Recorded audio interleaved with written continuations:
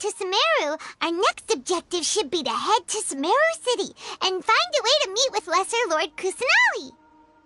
And speaking of Lesser Lord Kusanali, even though we haven't heard too much about her, she doesn't seem to be the same deity who abducted your brother. But even so, people call Sumeru the Nation of Wisdom, you know. If we can get a chance to meet the God of Wisdom, maybe she can give us some useful information. But Paimon doesn't know the way to Sumeru City. Maybe we can climb up to that spot with the statue of the Seven on it. That'll give us a way better view of things. Even if we can't see exactly where the city is, at least we'll be able to check for some smaller settlements nearby. Wait a second. Look! There's someone up ahead! Perfect timing! Now we can just ask for directions rather than wander around like lost adventurers. Hey there! We're not from around here and seem to have gotten a little lost. We'd like to ask for some directions. Huh? Did they not hear Paimon? Hey! You over there! Could you give us some directions? Huh?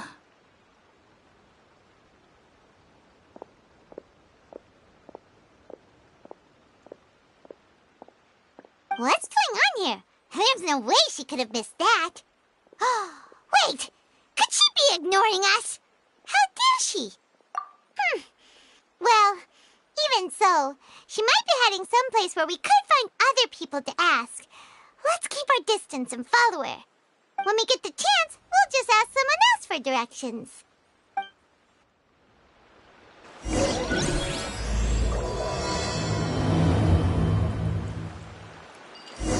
Come on, let's follow her.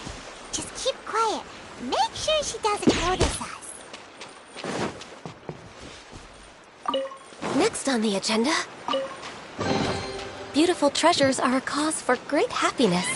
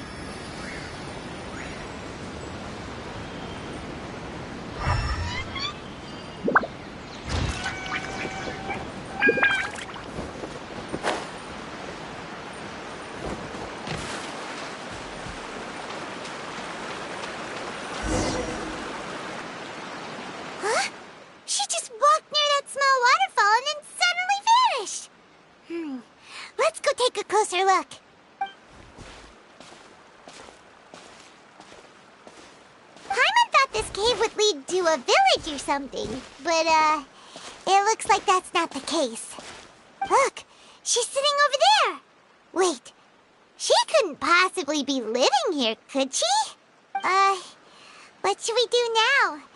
Do we try asking her for directions again? It looks like she's meditating or something. If we bother her now, she probably wouldn't let us off very lightly. Oh!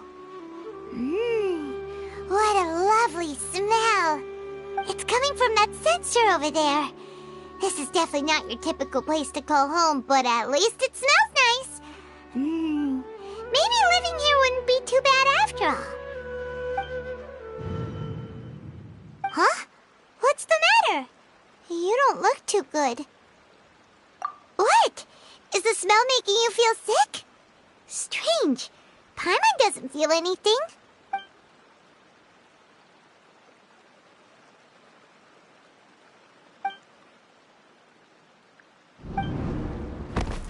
What's happening?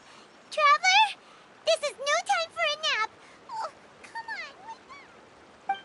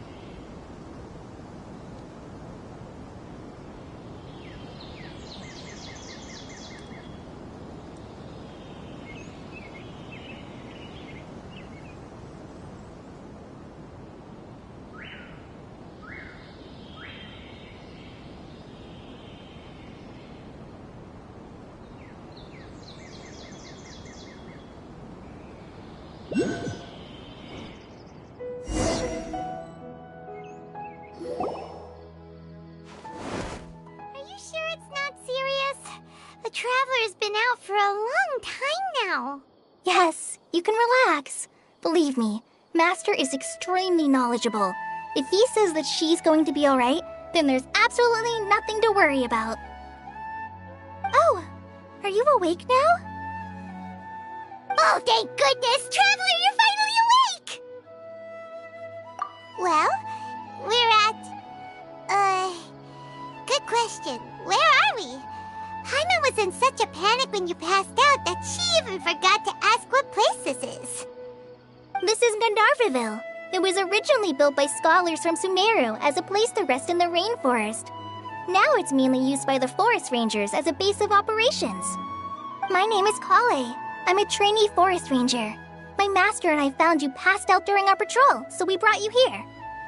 Oh, no thanks are necessary. I didn't do anything really. By the way, how are you feeling now? Any discomfort?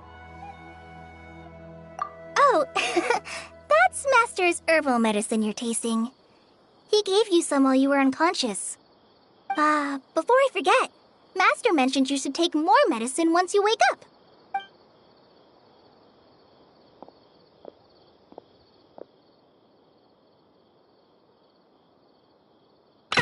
Whoops! Kale, what's the matter? Were you trying to retrieve the medicine? As I've already told you, you must be careful with these. All right, I'll get it for you once I'm finished here. Sorry, Master. Now, the guide to Avidya Forest's edible fungi is clearly posted on our bulletin board. But if Farbode forgets which mushrooms to avoid one more time, I'll have no choice but to leave the guide somewhere a little more visible. Like right smack on his forehead so others can remind him to be careful. Right? This is the second time he's come down with food poisoning this month. I'll be sure to give him a good talking to. Yes, please do. If, on the off chance, Farbode simply enjoys having little imaginary fairies dance before his eyes, then we'll just let him be. But the next time he requires any of our medicine, be sure to charge him accordingly.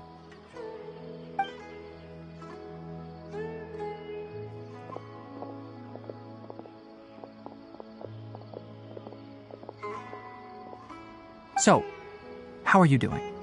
Feeling better? Oh, this is my master, Forest Watcher Tainari. He's chief officer over all the rangers here in Gandharvaville. I already informed Paimon about the reason you fell unconscious earlier. But now that you're awake, let me explain it for you as well. It is common practice for Sumeru scholars of certain darshans to dedicate themselves to training and meditation in isolated areas, particularly the nearby forests. While meditating, they use a certain incense known as spirit borneol to help calm their minds as they enter a state of deep rumination. In hopes of asking directions, you two followed a scholar named Hypatia into her cave. The incense you smelled inside was the spirit borneol I just mentioned. That incense typically has no effect on most people, but for a very select few, it can have profound effects on one's cognition, as you experienced firsthand. Does that make sense? Very good. Now, answer me this. Did you feel anything after passing out? Say, any out-of-body experiences? Or did you see anything while unconscious?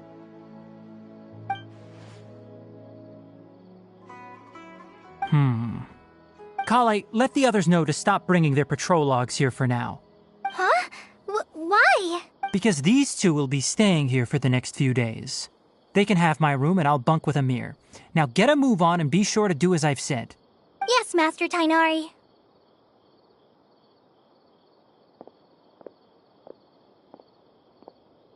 Wait, hold on a second. Can you tell us what's going on? Sure, let me fill you in. I originally planned to send you on your way once you finished your medicine. However, it appears now that you should stay a while longer in Gandharvaville for further observation while you recuperate. Further observation? No need to be hasty. As long as you have the capacity to judge between right and wrong, I promise that you'll understand the gravity of the situation once I explain everything to you. Based on what you saw after smelling the incense and losing consciousness, we can conclude that you experienced a powerful hallucination, which suggests your mental state is not in the best of shape. If you're skeptical, have a whiff of this. Whoa, are you okay? You're experiencing a similar sensation as when you passed out, aren't you? So even though your condition is stable as of now, if I were to haphazardly let you leave, it's highly likely that you'd suddenly pass out again somewhere else. The rainforest is home to many fierce animals and hazardous areas. If something were to happen to you again, I'm afraid you might not be so lucky. For now, I suggest you continue taking your medicine each day and avoid wandering off on your own. At least until you stop having adverse reactions to this kind of smell, okay? Good. Now continue resting while I fire up another bowl of medicine for you. Seriously? We just arrived in Sumeru and we're already having problems left and right. Paimon knows we're set on meeting Lesser Lord Kusanali as soon as possible, but you really don't look too good. It probably probably be best to let you recover first. Hey! Are you even listening to Paimon? Paimon's over here worrying about you, you know. What's weird? You mean how you're feeling now? You mean the vision of tree roots and red skies you saw? But if those weren't hallucinations, what could they be?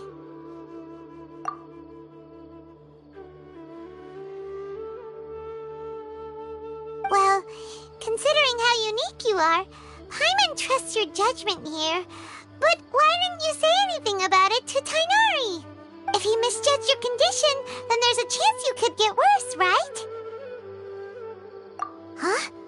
You mean that Tighnari already knows that what you saw weren't hallucinations? But if that's the case, why would he try to hide that from us? Oh, Paimon gets it now. That explains why you were so quiet earlier. Well, that settles it then. We'll stay here to rest up and figure out what's going on with your hallucinations. But it seems like asking Tighnari might not be an option anymore. What do you think we should do? Good idea. Kale's pretty friendly. We can ask her tomorrow about what she knows regarding the Dendro Archon and customs in Sumeru.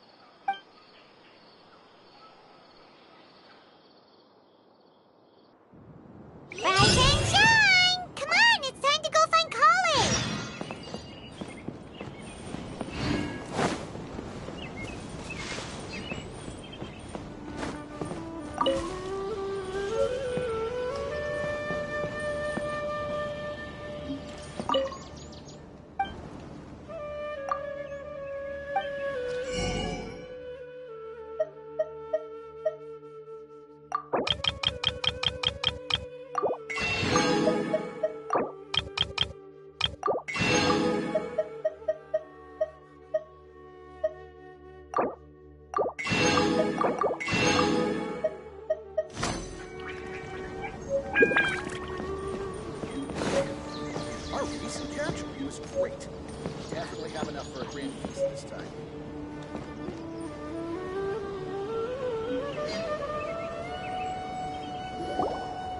Right, next let's see your right hand.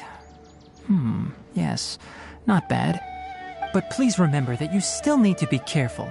Understand? Yes, I will. By the way, Master, I still haven't received the patrol route for today. Look, Kale, today's patrol will be a long one, so you won't be coming along this time. Besides, there's a chance we may encounter... well, you understand. But I have a vision too! Am I useless to everyone now? Don't talk like that, Kale. This is not something you need to be worrying about right now. Ah, there you are. Feeling any better? Yeah, since we'll be staying here for now, we thought we might as well try lending a hand around here. Seems you're not the type to sit back and take it easy for a while, huh? In that case, perhaps Kale could take you two for a patrol south of Gandharvaville for the day. And if you're feeling up to it, you can be responsible for cleaning the Statue of the Seven. Tighnari, we're ready to head out. Roger, I'll be right there. All right, we'll be heading into the forest now. I'll leave any further details to Kale. Yes, you can count on me. So, Kale, what exactly are we going to be doing today? Tighnari mentioned cleaning the statue just now, but, that doesn't really sound like the job for a ranger. Well, a forest ranger's responsibilities can be pretty diverse. They handle a variety of tasks, like checking the condition of outlying roads, maintaining forest facilities, ensuring fire prevention standards are met, and providing assistance to travelers and locals. As for Master, well, he has to handle more dangerous areas of the rainforest. Today we can perform routine checks on the pathway lamps as we make our way to the Statue of the Seven. Paimon, traveler, this way! You can leave the task of checking the lamps to me. In the meantime, you two can keep an eye out for anything unusual.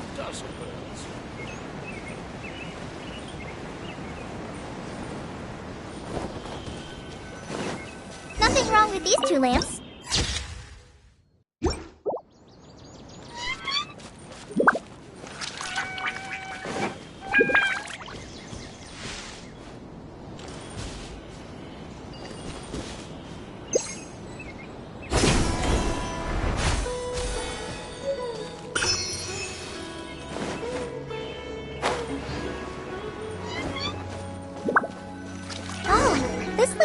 be getting a little wobbly. Let me make a note of it. No problems with this lamp. Good.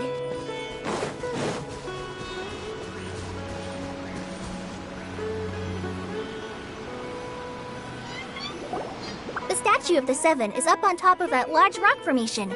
You must have seen it when you came down this road before. It's pretty high up there, isn't it? Don't worry. If you're afraid you can't make it up there, I'm sure Master wouldn't mind if you don't clean the statue. Oh? I guess I'll leave it up to you then. There's not much footing once you reach the statue, so be careful up there. Paimon will fly up with you and help you with those hard-to-reach areas.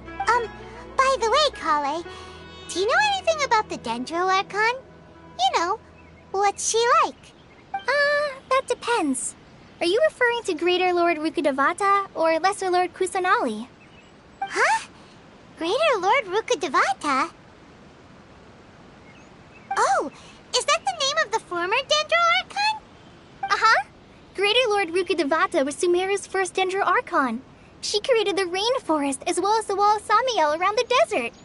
Her works provided a means of peaceful living for everyone. To the people of Sumeru, she's not only a symbol of wisdom, but also of power and kindness. Unfortunately, she disappeared in a great calamity that occurred a few hundred years ago. According to what Master has told me, the sages later found the newly born Dendro Archon and whisked her back to Sumeru. To celebrate the reinstatement of their lost deity, the sages dubbed her Lesser Lord Kusanali and let her reside in the sanctuary of Sarastana. Uh-huh. Then what happened? Well, and then... I'm not too sure what happened, to be honest. Huh? You're not too sure? But aren't you from Sumeru? Yeah, I'm from Sumeru. But... Maybe it's difficult to discuss this topic with strangers. If that's the case, then don't worry, we understand. No, it's not that. I'm not trying to hide something from you. Besides, I don't consider you two strangers. Anyway, you two know Amber, right? Wait, Amber? You mean... Yes, that's her. I once lived in Mondstadt for a while, and she helped me a lot during that time. You could even say that she helped me become a new person. There's no one like Amber. She lives life to the fullest while always adhering to her strong sense of justice. She's ready to answer the call for action at any moment, but is also very understanding of others. She's like the spark that lights the fire in everyone's heart around her. If you ask me, she's a prime example of a true outrider. She's the first person anyone coming to Mondstadt will meet. You can't help but be enthralled by her charm and enthusiasm, causing you to fall in love with the lands of Mondstadt and... sorry. Paimon thought the work of Outriders was a little different from what you just described, but one thing's for sure, you really like Amber. Sorry. I was rambling on just now. It must have sounded kind of weird. It's alright, Kale. Knowing that you're a friend of Amber somehow makes Paimon suddenly feel a lot closer to you. So, how do you know that we've met Amber? Well, after I returned to Sumeru, Amber and I have stayed in touch by writing each other letters. In one letter, she mentioned that Mondstadt was attacked by a fearsome dragon, but the city was saved by a mysterious blonde traveler and their floating companion. I knew you two were the ones she mentioned in the letter the moment I saw you. But, considering everything you've been through that day, I thought it'd be inappropriate to bring it up. Ah, so that's how you knew. Yep, so please know that you two have my complete trust. Really. I wish I could tell you more about the Dendro Archon, but I have been away from Sumeru for some time, and I haven't read any books. That's alright. You've already helped us a lot. We had never even heard of Greater Lord Rukkhadevata or the Sanctuary of Sarastana until you mentioned them. Oh, I'm happy that was helpful. There is one thing I want to ask, though. Why do you two want to know about the Dendro Archon?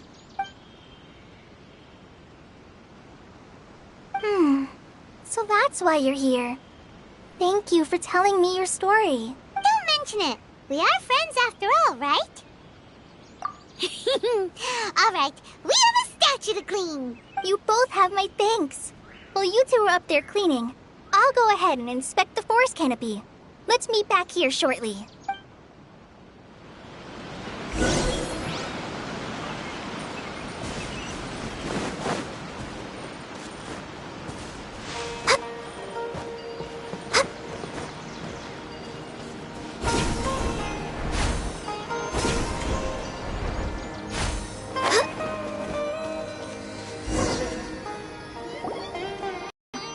Now that Paimon looks at it, the deity that's carved on the statue is kinda small.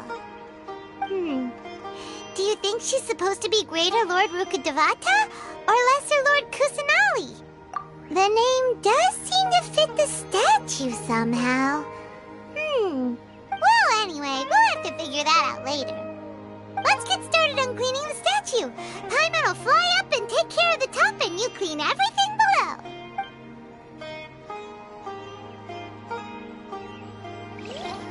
Nice work! That's one clean statue. Let's head down and meet up with Kale.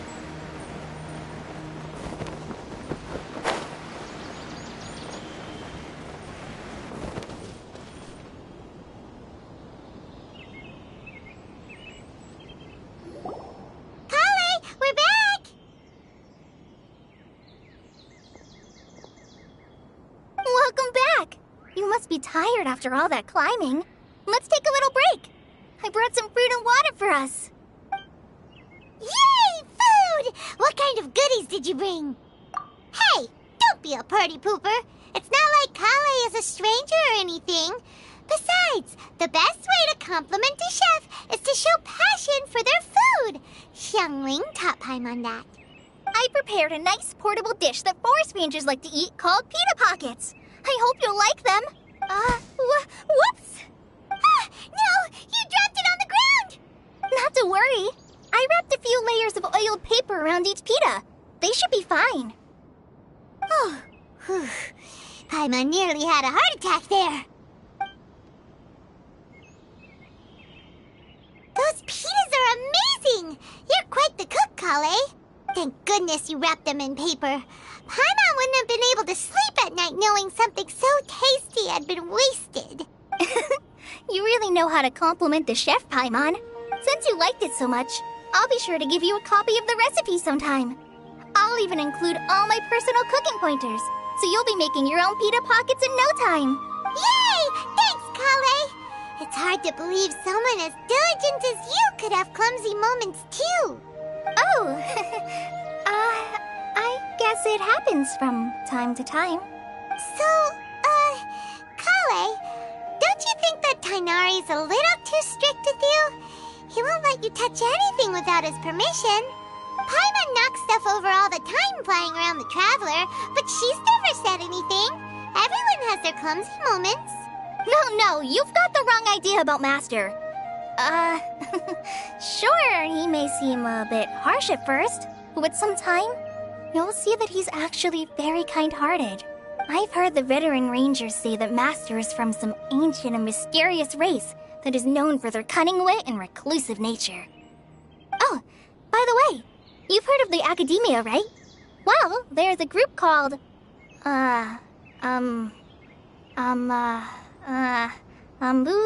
something? Well, anyway, because Master does a lot of research on plants, sages from the Academia have written him many times, inviting him to take up an official position there. But Master declines their offers every time, saying, Sumeru City is too noisy. It'd be bad for my ears.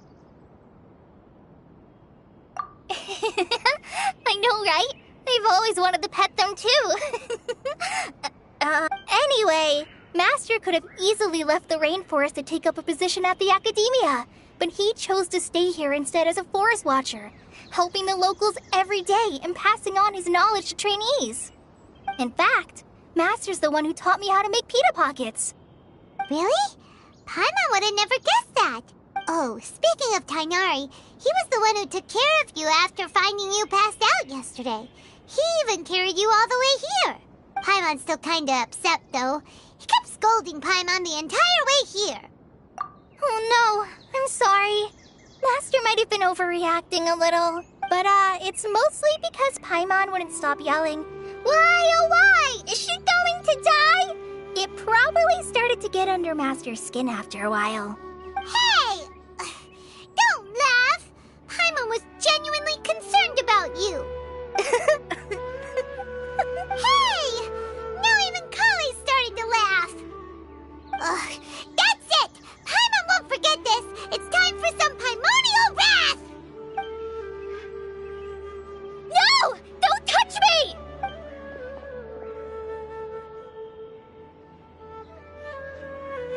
Oh, sorry, Kale.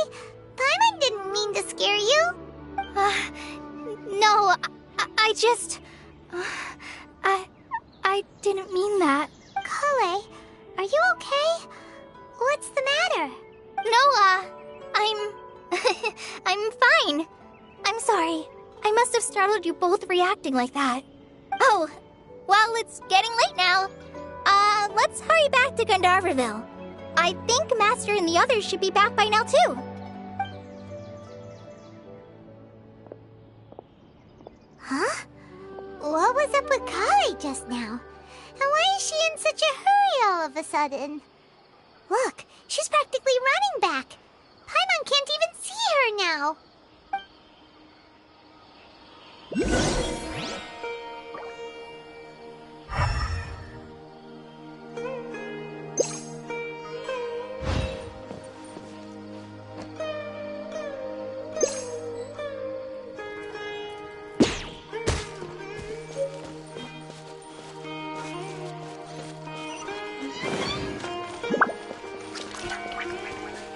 We're way behind schedule.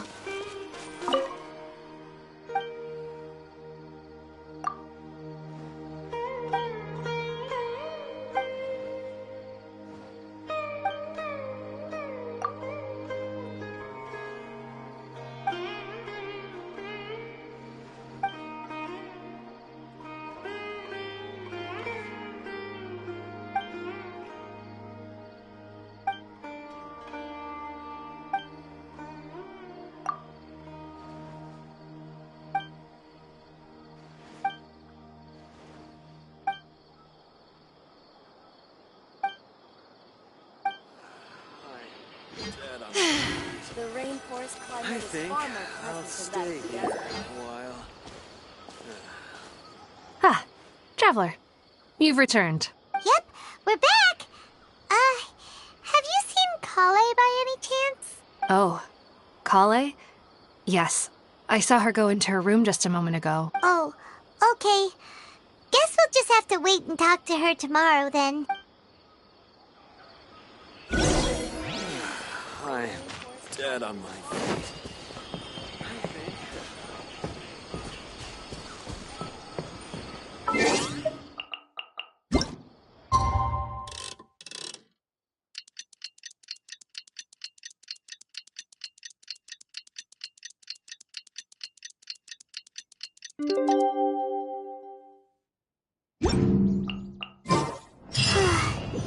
Paimon was thinking all night about what happened with Kale, and still can't figure out what the problem might be. Maybe she's in a better mood now. Let's go check on her.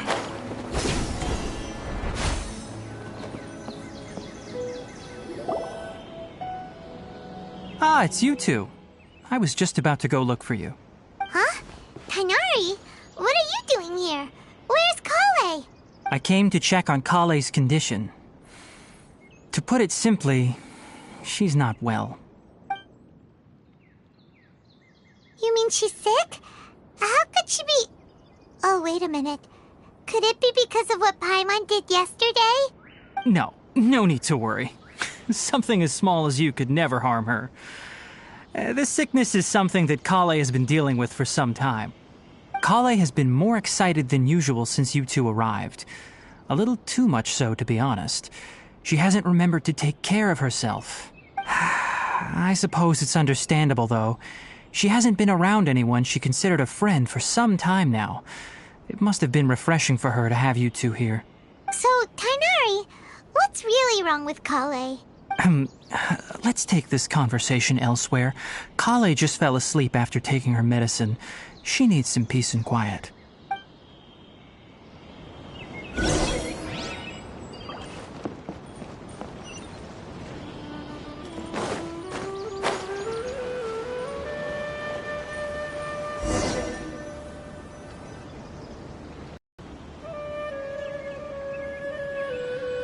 All right, let's continue our conversation here, shall we? To be honest, I hadn't realized that you're that honorary knight from Mondstadt until Kale told me just now. I've also heard all about your deeds in Liyue and Inazuma.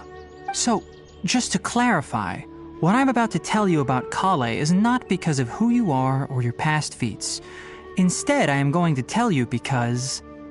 well, because Kale asked me to. And honestly speaking, I was against Kale revealing her past to you. But she insisted, saying you two treated her with sincerity and as a friend. So now she wishes to reciprocate the gesture. So, Tainari, what exactly is wrong with Kale? You said this is something she's been dealing with for some time. Just how serious is it? Right. Ever since she was a child, she's been afflicted with a disease called Elazar. Elazar? Yes, it's a disease unique to the lands of Sumeru. It is characterized by dark and hardened scales that form on the body. At first, the afflicted may only feel mild numbness on the affected area of the skin. However, as the disease progresses, one may begin feeling fatigued and even experience peripheral paresthesia. In its final stages, the disease strips a person of the ability to control their own body, and they effectively become completely immobile. That sounds terrifying. Wait, hold on. So when Kale seemed to be acting a little clumsy earlier, it was because... Correct. That would be the effects of Elazar, which is precisely why I do not want her carrying or holding anything, lest she ends up hurting herself. With appropriate treatment, the disease can be effectively controlled before it progresses to a more serious stage. However, there is unfortunately still no true cure for Elazar. Nevertheless, Kale's mother still hoped that there was something out there. She handed Kale over to an organization known as the Fatui after one of their members lied and said they had a cure. What? The Fatui? Ah, it appears you are already familiar with them. That'll save me some explanation. Anyway, the person who eventually rescued Kale and brought her to me for care said that she had been given to a harbinger known as the Doctor. I have no idea how this doctor managed to do it, but her case of Elazar was completely stable for all the years that Kale was with them. However, Kale's days with the Fatui were anything but pleasant. Kale is a resilient individual and always tries to appear cheerful, but her experience with the Fatui has left deep scars. Even now, she can still feel deathly afraid of someone touching her. Oh, Paimon had no idea Kale's been through so much suffering. Oh, by the way, Paimon, Kale wanted me to tell you that she's sorry for scaring you yesterday. She also wanted both of you to know that she's sorry for hiding her illness. She doesn't need to apologize. None of this is her fault at all. Well said. I hope you'll get a chance to tell her that in person the next time you see her. Kale once thought that it would be impossible for her to have any real friendships. I trust that you two will never let my trainee experience such emotional pain again. Don't worry, Tainari. We'll take good care of her. Well, it's not too serious at this point. She overexerted herself the last couple of days, which is what led to her breakdown this time. As long as she has taken her medicine and gets plenty of rest, she should get better. Though, I must admit that Kale's condition was much more stable when she first arrived here in Gandharvaville. She was interested in the work of the forest rangers the moment she saw us. I could see that she was serious about learning, so I felt compelled to ask her to join us. Her stamina has gotten much worse recently. Though a moderate amount of physical exercise is always necessary, I'm afraid the long-distance patrols are a little too much for her now. All right. Now that I've told you about Kale's past, I think I'll head into the rainforest to find some ingredients needed for her medicine. I'll see you two later. Yeah, we'd like to do something to help Kale too. All right, but I must warn you two. The rainforest is a dangerous place, especially for someone who's still recovering like the traveler. You must follow closely and listen to every instruction. No problemo! Let's go then. We'll be looking for a plant known as lunar lotus. It's often used to help those afflicted with Elazar recover their energy. Hey, Tainari? Where exactly are we going to find this plant? Lunar lotus can be found all over the rainforest, but it often grows right here around Gandharvaville. Given the name, it sounds like we should be looking for it in the water. You are correct. Lunar lotus grows in the water. When fully mature, they look like giant blue flowers floating on the water's surface. Quite an attractive species, if you ask me. The large petals are actually the plant's leaves and sepals, which surround a very small flower. You should note that many of the plants found in Sumeru have names that are contrary to their species. Take the Kalpalata, for example. The plant is not a lotus at all, but rather a vine. And then there's the Sumeru rose, which is not a rose, completely contrary to its name. Oh, okay then. Note to Paimon, never bring up the topic of flowers with Tainari.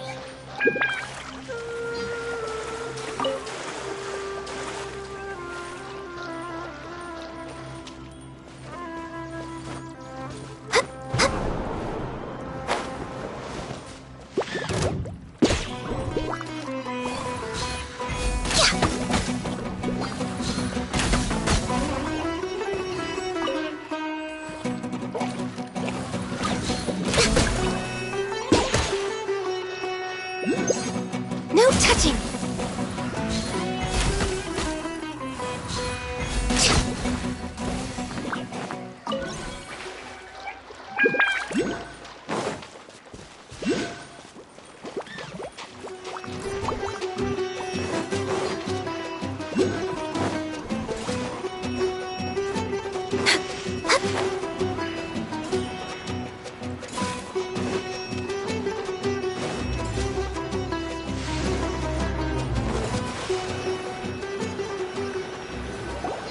There should be lunar lotuses growing somewhere in this area.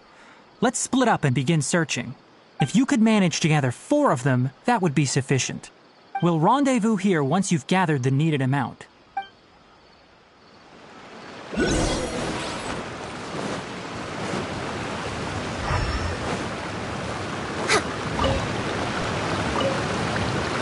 Next on the agenda.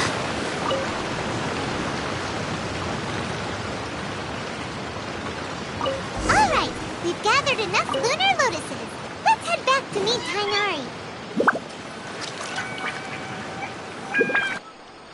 Hey, Tainari! We found the lotuses you requested. Let me take a look. Good, very good. These are all excellent quality. I'm quite glad you two came along. Your exploration experience helped save me a lot of time here. It seems we even have enough time to stock up on some other things I need. Hey, Tainari! Oh, Tainari, someone's calling your name. They're dressed like a forest ranger. Ah yes, that's Amir and the others.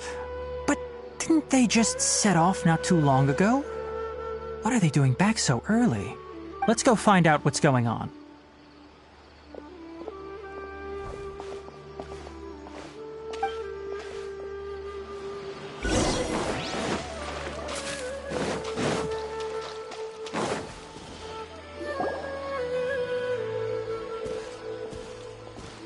Tainari, thank goodness we found you here. We were just about to head back and find you at Gandharvaville. What's going on? We just discovered a withering zone. The withering is back? But the patrol route you were on should have been already clear just a week ago. It reappeared so quickly. Can you tell me the exact location? It's up ahead, deep in the river valley. It's appeared in a spot that blocks nearly the entire narrow part of the valley area, so we decided to come find you as quickly as possible. And the radius of the contamination? Sorry, I couldn't get a clear enough view to tell. No one in our patrol team had a vision, and it appeared to still be spreading. Okay, I understand. You made the right decision. I'll go deal with it right away. In the meantime, please guide these two back to Gandharvaville. Wait, Tainari, why don't you let us help you? You two have only just arrived in Sumeru. You're still unfamiliar with many things in these lands. There's a unique type of anomaly that occurs in the Sumeru rainforest. It's called the withering. The affected areas not only cause nearby vegetation to wither, but it's also lethal to wildlife and even people. If you don't carry a vision, then you should think twice before approaching such places. Yes, Amir is absolutely right. I wasn't kidding when I said the rainforest is a dangerous place.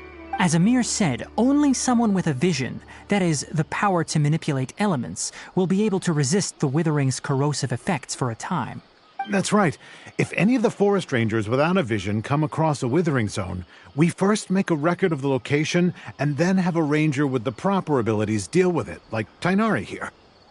Only someone with a vision can venture within a withering zone and find a way to deal with it.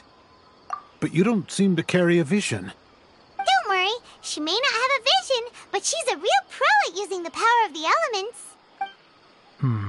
It seems the rumors about you are true. In that case, all right, you two may accompany me. We typically only teach visitors how to identify the withering as they're about to leave Gandharvaville. We'll make an exception today and show you what it looks like up close.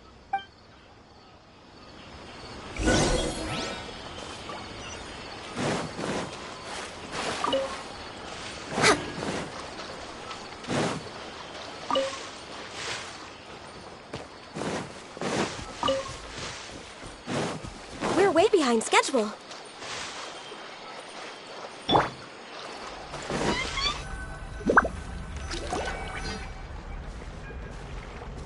Stop.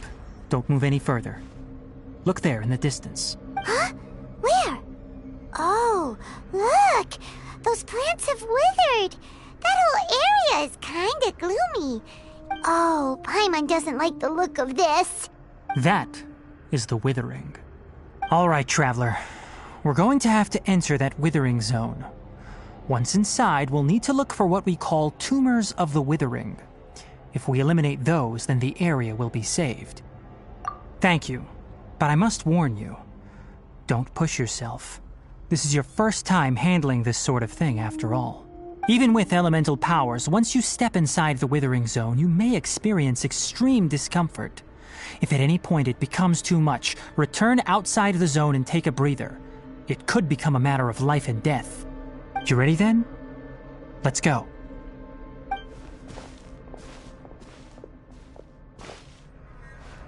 First, we must locate any branches sustaining the withering zone.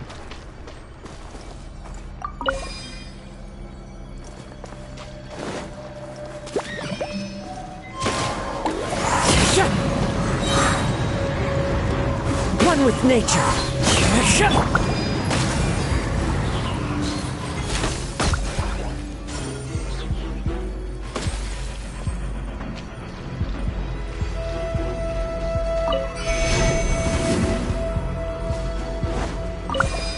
Next on the agenda, Born of Ice and Frost.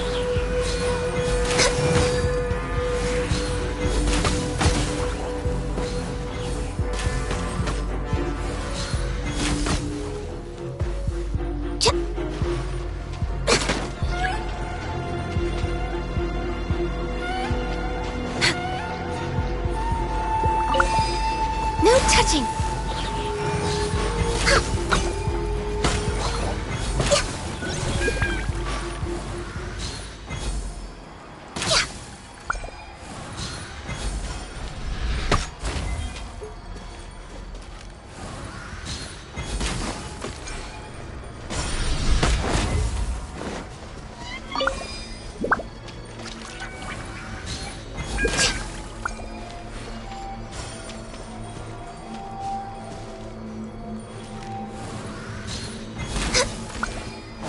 Great work. Now that all the branches have been cleared, we'll need to take care of the tumor.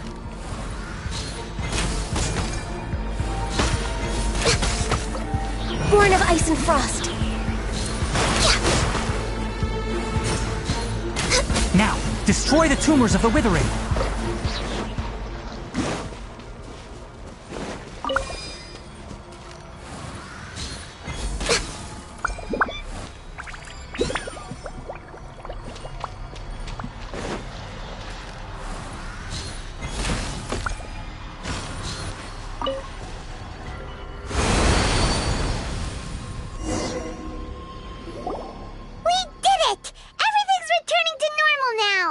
Yes, thanks to you two. We were able to quickly restore this area back to normal. Tainari? You make it sound like we did well, but why does Paimon have the feeling you're worried about something? It's that obvious, huh? Alright, it's like this. Recently, the rate at which the Withering Zone appears has been increasing. Even though we were able to quickly clear that Withering Zone, it won't be long before another one appears.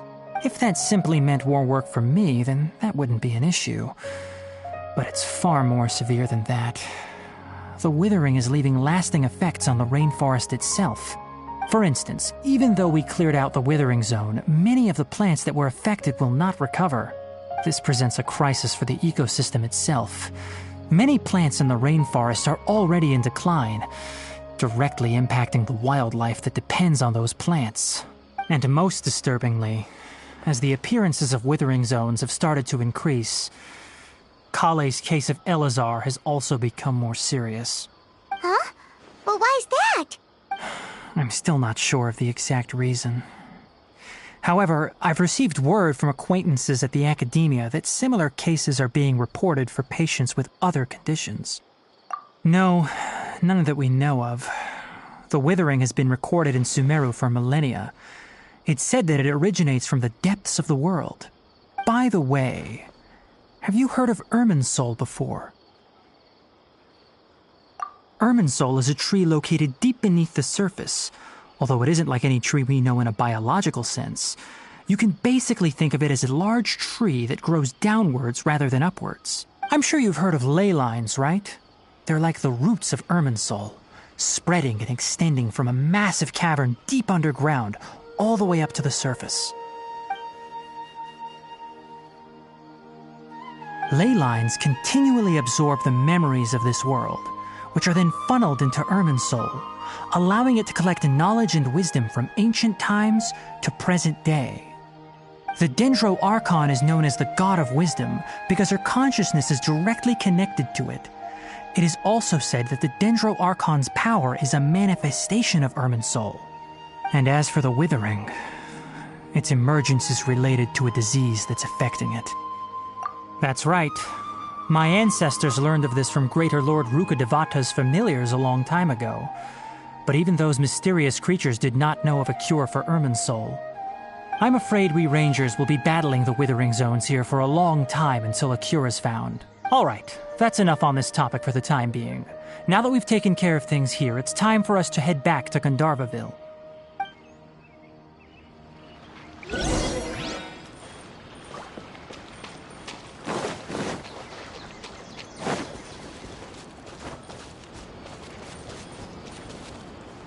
Windstrider!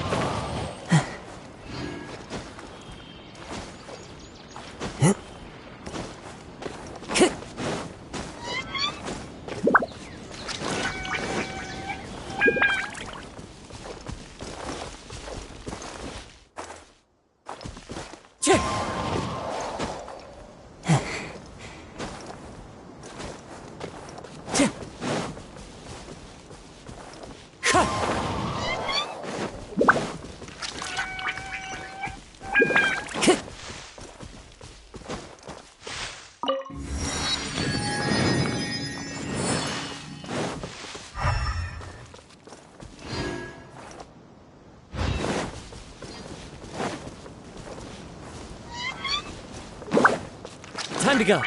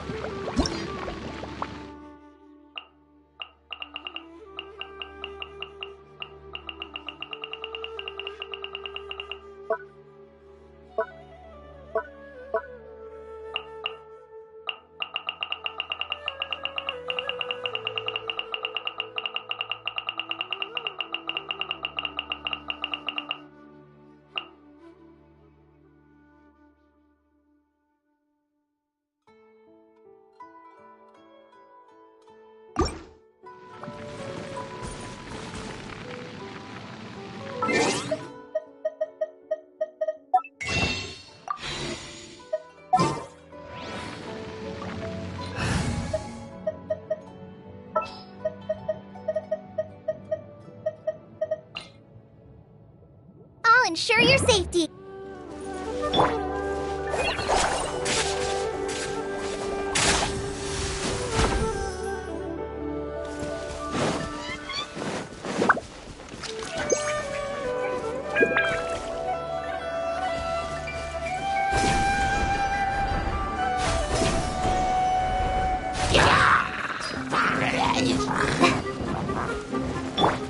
Oz revealed by...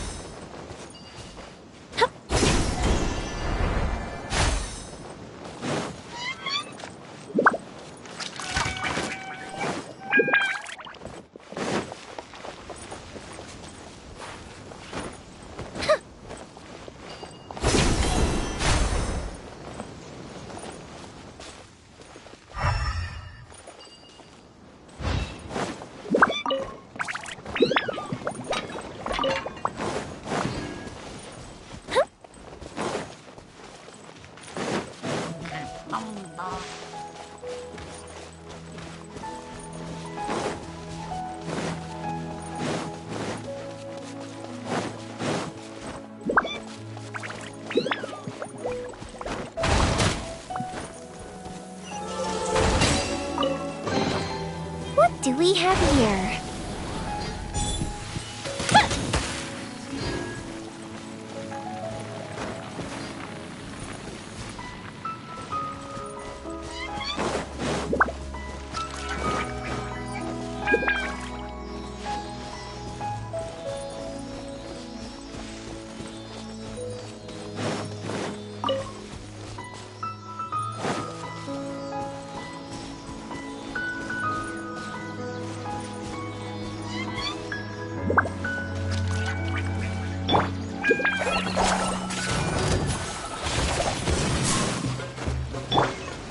By royal decree, time for a light show.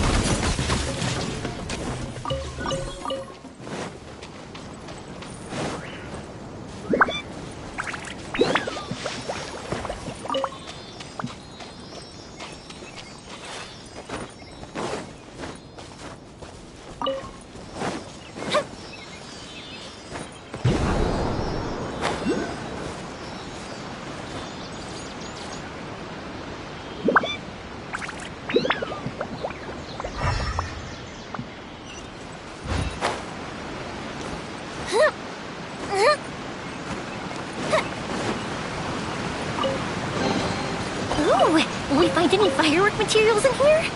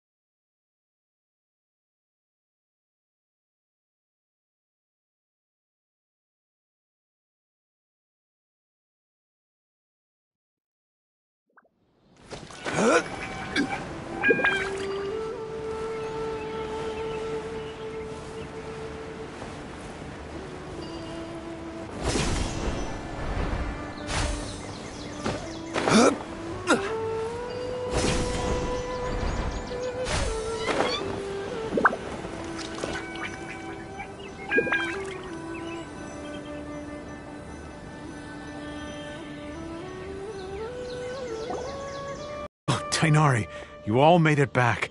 How did it go? The withering zone you reported has been taken care of. No need to worry. Huh. Wait, is that? Oh no, Hypatia!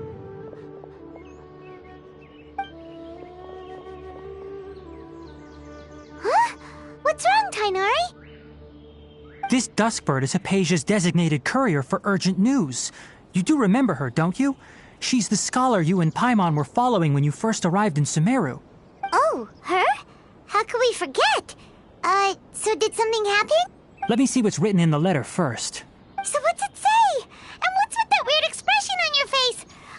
Just let Paimon read it. Huh? All Paimon sees are 3 squiggly lines. Yes, allow me to explain. After we brought you from Hypatia's cave to Gandharvaville, Hypatia resumed her meditation. She must have just finished. It's been nearly 3 days since she's had anything to eat, and it appears she's forgotten to prepare some rations. This letter is her asking us for help. We need to go. What? You mean she's been sitting there for 3 days? Hey, wait, how did you know all that from just a few lines on the paper? Well, obviously because this has happened before. Last time she drew 5 lines, and by the time we found her... Well, I'd prefer not to remember that. Needless to say, Hypatia's been through worse, but we should still get to her as quickly as possible. I've got some emergency rations set aside for times like these. Paimon, Traveler, could you two bring these to her? Wait, you want us to bring her the rations? But will the Traveler be okay if her cave is still filled with that funny incense? Let's find out. Here, Traveler, take a smell and see. So, how do you feel? Huh? Really? You're not feeling even a little drowsy? But wait, how'd you know that she'd be okay this time, Tainari? Back when we were clearing the Withering Zone, I observed that she could adeptly manipulate the Dendro element. I knew then that she would be fine. And if I may ask, when I was telling you two about Irminsol's ley lines, was what I described similar at all to what you saw while you were unconscious? That's correct. Those weren't hallucinations at all. Though I don't intend to apologize for deceiving you. Because what you saw is of significant importance. Not just for the nation of Sumeru, but the entire world of Tevat. My forefathers were shown much favor by Greater Lord Rukkhadevata. We took an oath to protect this nation together with her. Now that that duty has fallen to me, it was part of my responsibilities to ascertain whether you could be entrusted with the fate of Sumeru. Now, after seeing you in action with my own eyes, you have earned my confidence, and I no longer feel the need to hide any secrets from you. When you passed out, your consciousness had connected directly with Irminsul. What you witnessed were actually real memories contained within Irminsul itself. I could try to tell you more, but it would be better if you went to ask Hypatia instead. Her focus on meditation and use of Spirit Borneol are aimed at establishing a connection with Irminsul, just as you did. That sounds nice and all, but will she really help us? Seriously, she completely ignored us the last time we tried talking to her. That was because when you ran into her, she was in a special phase of her training. During that time, she must avoid communicating with others. Please, wait here for a moment.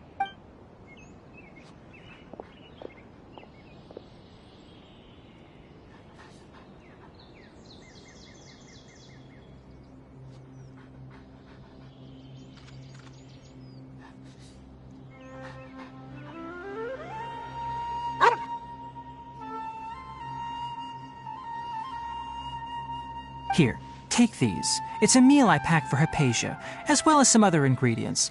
I'm sure it'll come in handy. Also, here's a letter that I would like you to give to her. Just show it to her and she'll answer any questions you may have.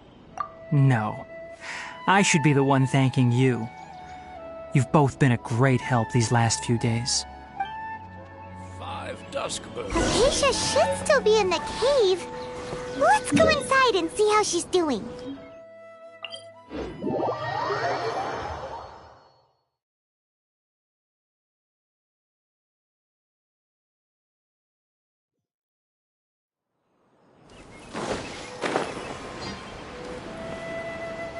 Hypatia should still be in the cave. Let's go inside and see how she's doing.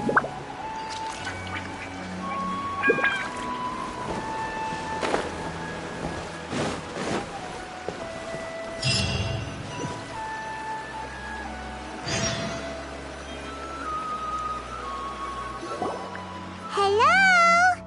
Hypatia? Hey, there's nobody here. Maybe she went out to look for some food. Let's try looking around the area.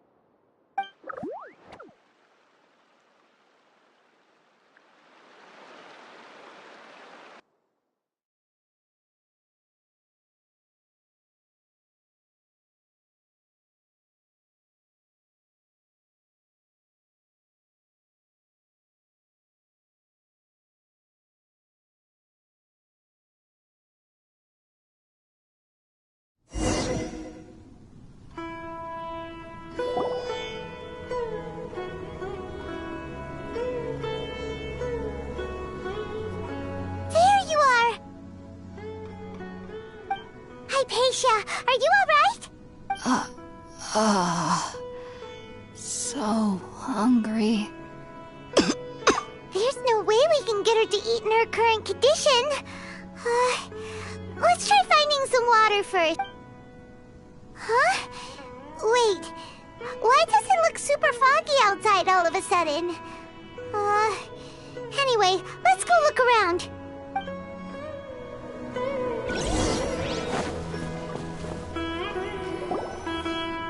Huh? How'd things out here end up looking like this? What happened? And where are we? Really? Oh, maybe you're right.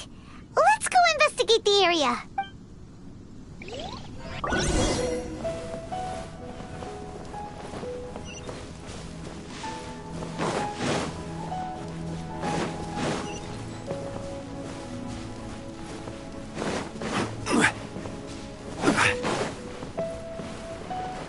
Wow, this place is huge! I knew there's something off about that cave. Let's think of a way to get over there and have a closer look. Who knows? Maybe we'll find a lead of some kind.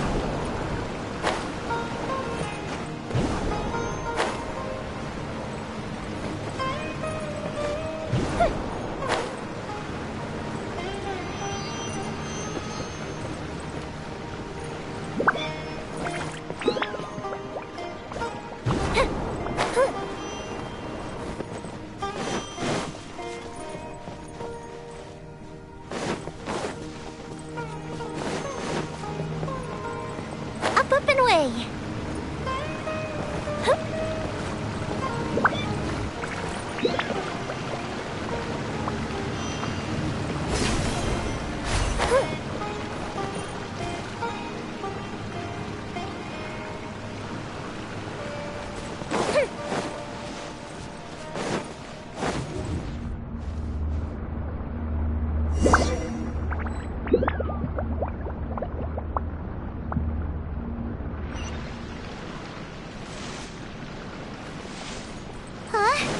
What happened just now?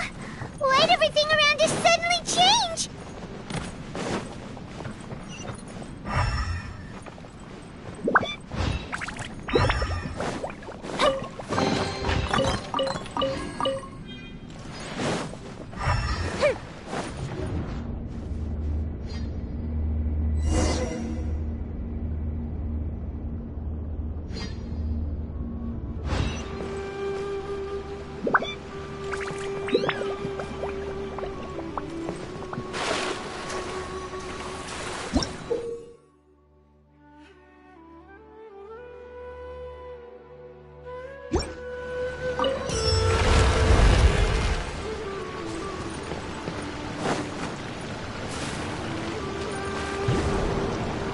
up and away!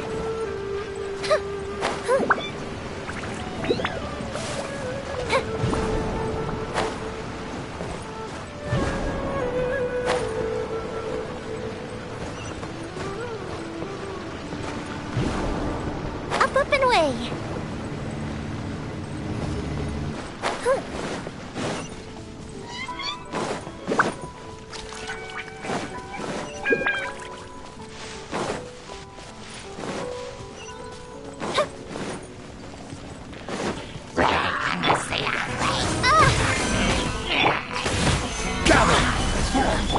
The fuse is lit!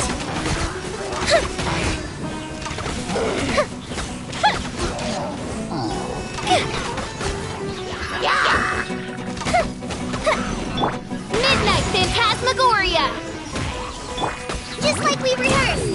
Go! Solidify! I summon thee!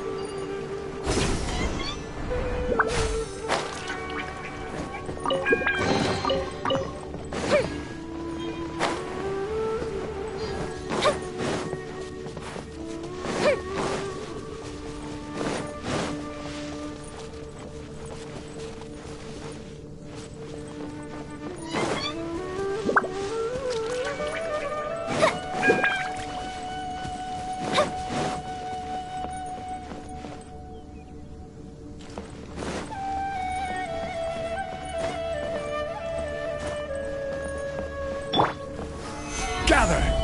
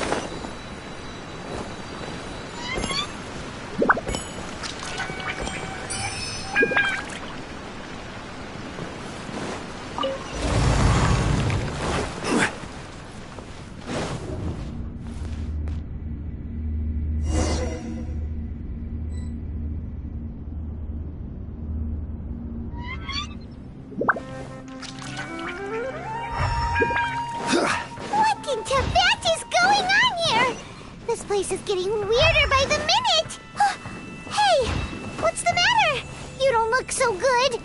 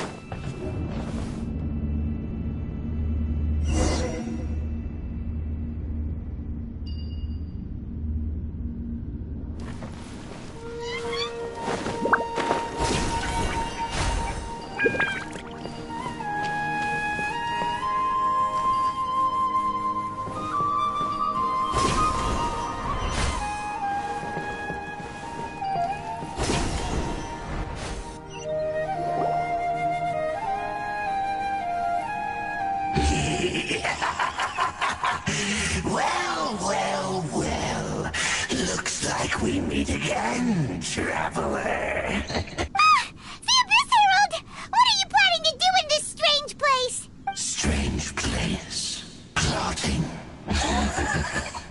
You needn't worry about such things. They don't concern you.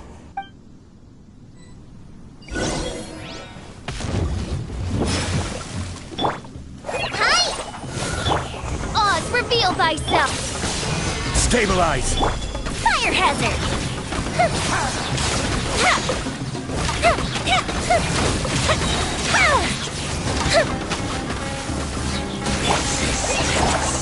Is futile. The end is nigh. Shadow Raven, let night fall! Solidify! Time for a light show! Huh?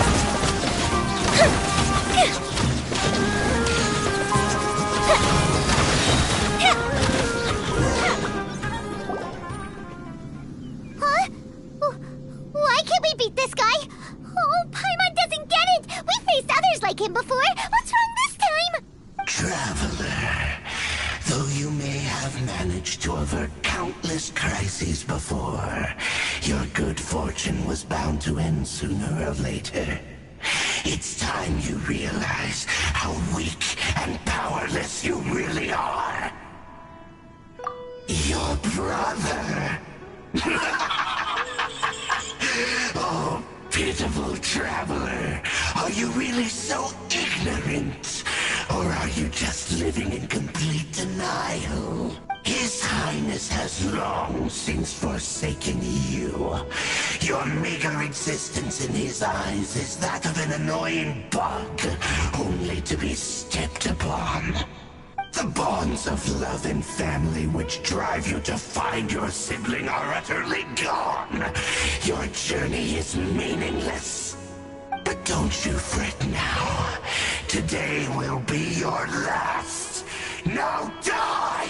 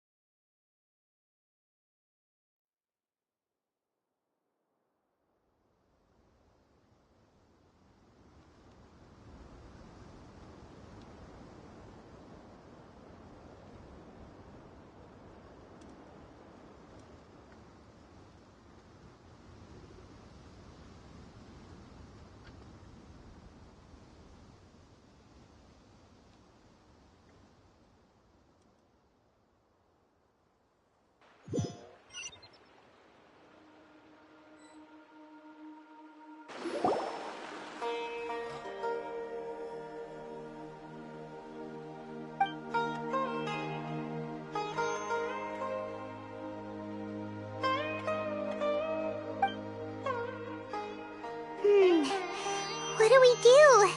We haven't seen Hypatia anywhere out here. Oh, there she is! Quick, let's see how she's doing. So sweet. Well, the good news is that she's still conscious. Hey, why'd you drop her food on the floor like that? Are you okay? That's really not like you. Anyways, we can talk about this later. We better make sure she's all right first.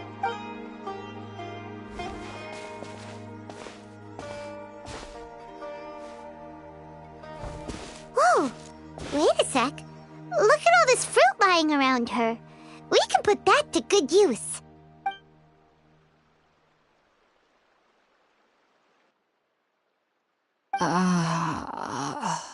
Who is there? Tainari, is that you?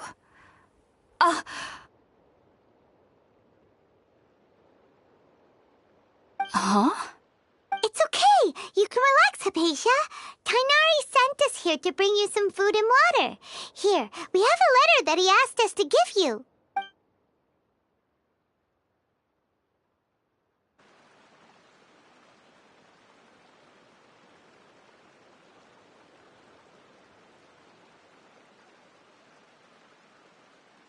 I see.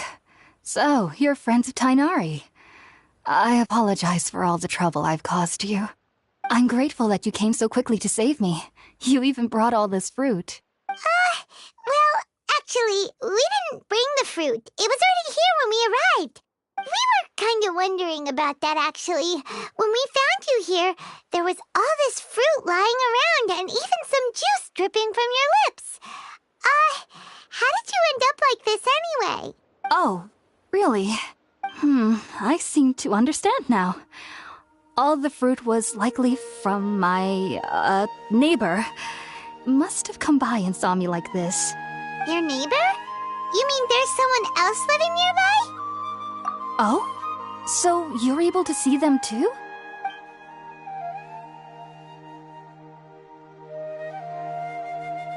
Wait, hold on a second, Traveler. You say that before we arrived, you saw some mysterious creature and suddenly had a strange dream? Isn't that a little too crazy to believe? No, I actually do believe what the Traveler is saying. I myself had a similar experience once before and ended up scaring my timid little neighbor here. You needn't worry. They mean you no harm. They only dragged you into the dream because they hoped to buy themselves a little time in order to scurry away. So, Hypatia, just what kind of creature is your neighbor exactly? I'm not sure what it's called, to be honest. But I do know that they have some sort of deeper connection with the Dendro Archon. I know this because the first time I saw them was also the exact day my consciousness was able to form a connection with Irminsul. Even after I opened my eyes and stopped meditating, my heart was still pounding, and my mind was racing with all the knowledge that I had touched. And at that very moment, I suddenly noticed a small figure at the opening of the cave. In my curiosity, I began to walk over to the creature. They must have already been used to me living in the cave, because they didn't seem to mind me approaching them. They just kept doing whatever they were up to. It wasn't until I crouched down next to them that they suddenly realized that I could see them. Oh, and then? And then I had a dream. By the time I came to, they were nowhere to be seen. I was convinced they'd never show up again. But sure enough, I saw them nearby a few days later. And they weren't alone. I feel like they aren't as afraid of me as the first time I approached them. But I never would have expected them to save me. Yes, no doubt about that. By the way, Tainari mentioned in his letter that you had questions for me regarding Irminsul. Sorry about that. Sounds like just... Well, if somebody hadn't dropped the food earlier... Anyway, looks like we'll need to prepare something ourselves.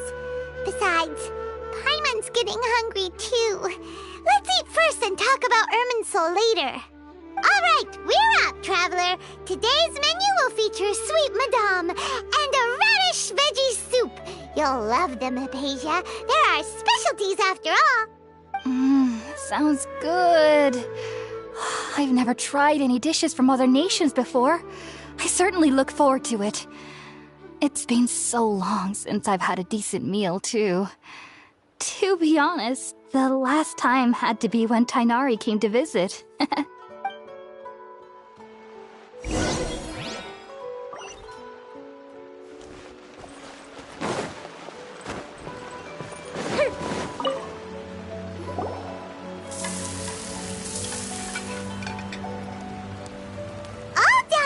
Let's use the empty box that Tainari gave us since we already washed it. Oh, it smells amazing. And the box is a nice touch, too. Let's go serve this up and start eating with Hypatia.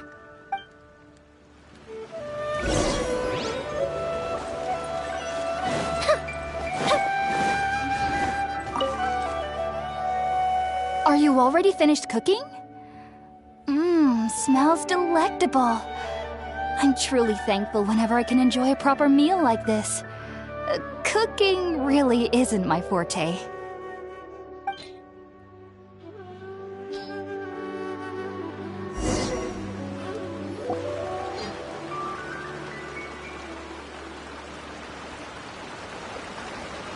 Even though everything you mentioned was in Tainari's letter, it's still hard to believe you were able to connect with Irminsul immediately after smelling Spirit-born eel for the first time. It took me nearly 3 years before I could do so. And everyone at the Academia even lauded me as a genius. You should know that some researchers spent their entire lives without ever successfully connecting with Irminsul as you have. So why does this incense allow people to connect to Irminsul? The ingredients used to make Spirit-born eel primarily consist of plants created by Greater Lord Rukkhadevata. These special ingredients are conducive to heightening our senses to the Dendro Archon's power. Since the root of the Dendro Archon's power lies within Irminsul, we can occasionally tap into her powers to peer into the depths of the earth. That's all right. I'm sure you'll come to a clearer understanding as you remain in Sumeru. Makes sense. But Paimon's got a question. Why was she sensitive to the smell of those plants for such a long time? That was primarily due to her body's unique constitution.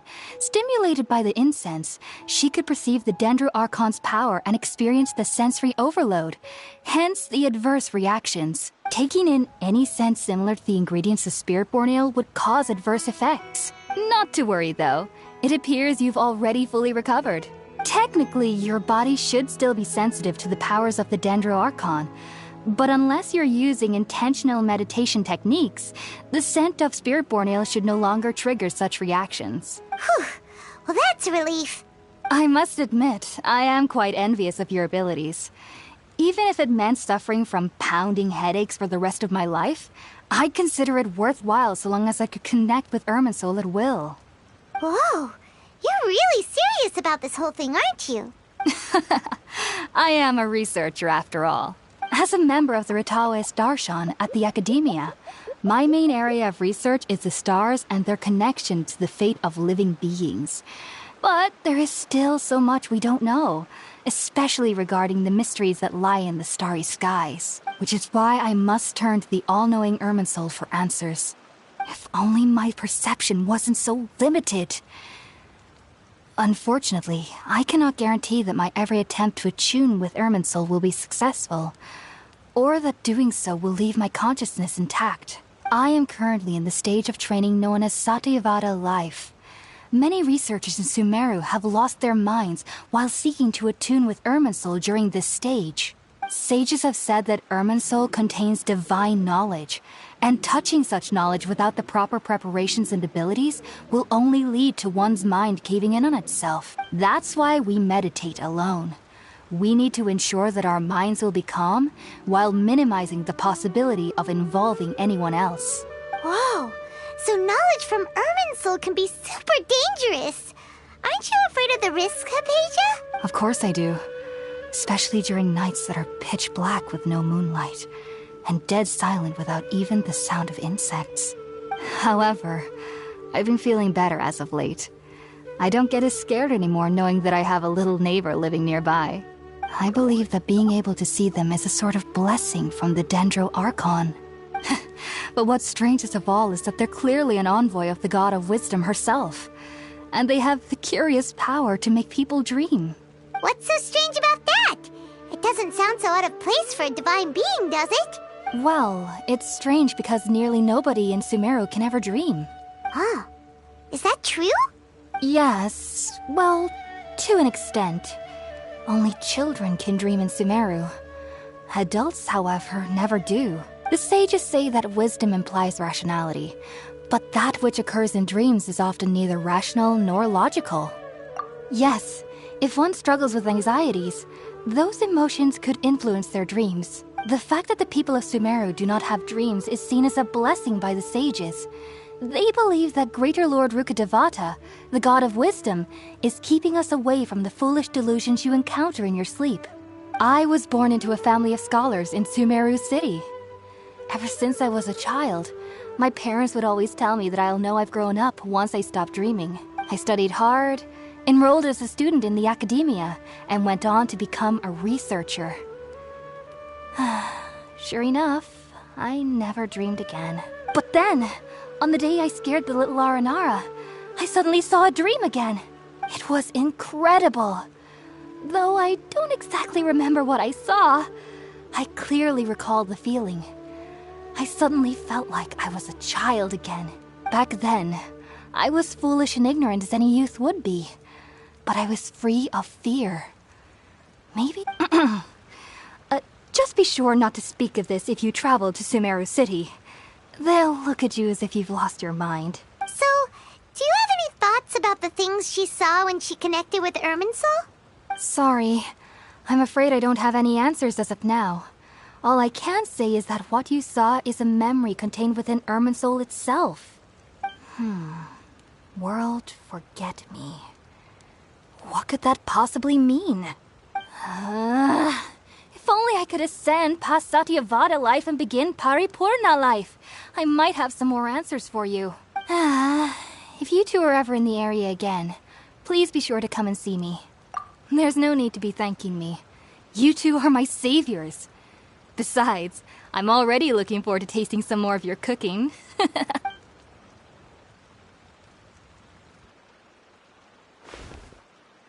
that we know Hypatia is alright and had the chance to ask her some questions, Paimon thinks it's about time to head back to Gandharvaville.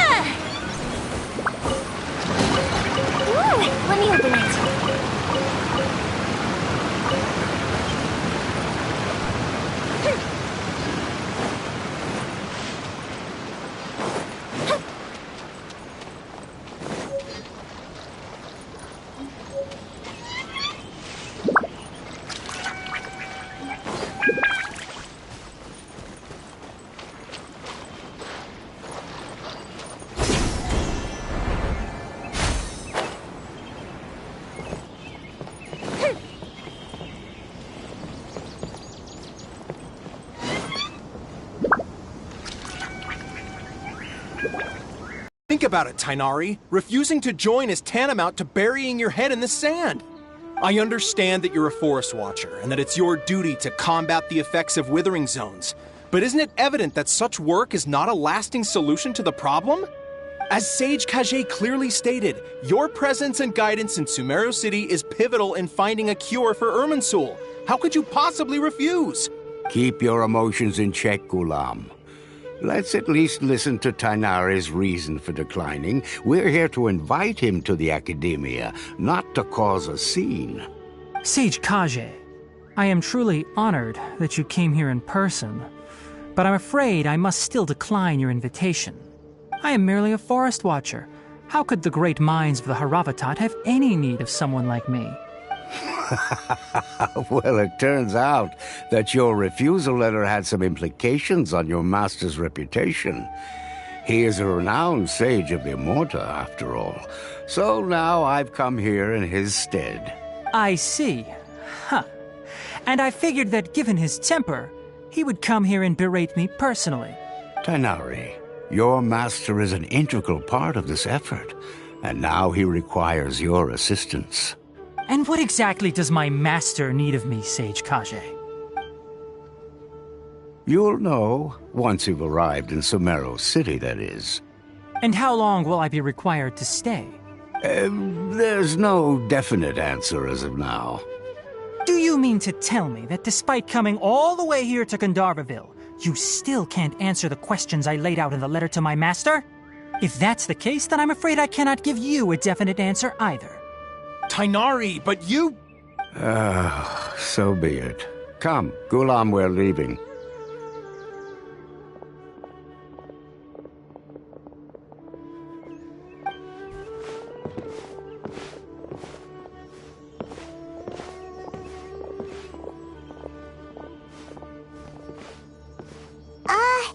Tainari, what was that all about? It's nothing. Some people from the Academia wanted me to go to Sumeru City to assist them with a project, but I had to refuse on account of all my responsibilities here. But all that can wait. How did things go with Hypatia? It was quite the eventful trip, but the main thing is that she's safe and sound. She answered a bunch of questions for us, too. Very good.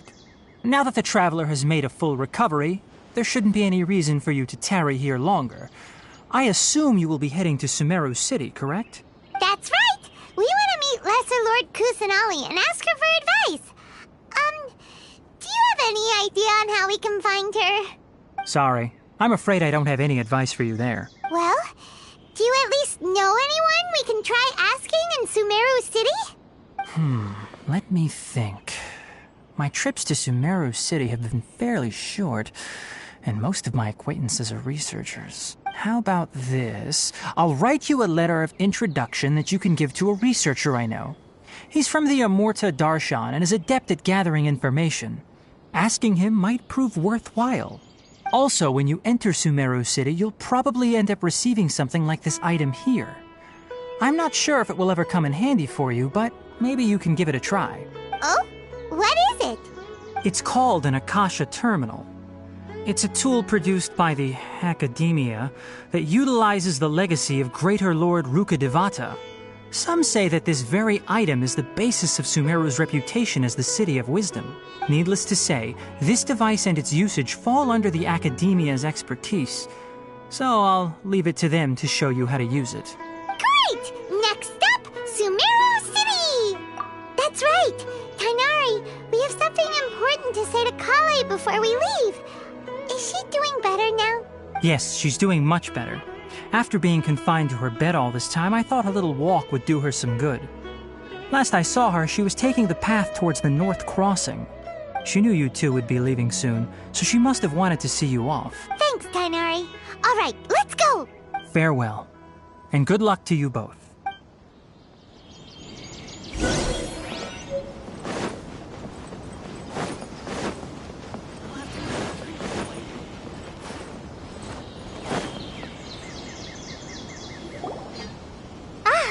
I've been waiting for you two.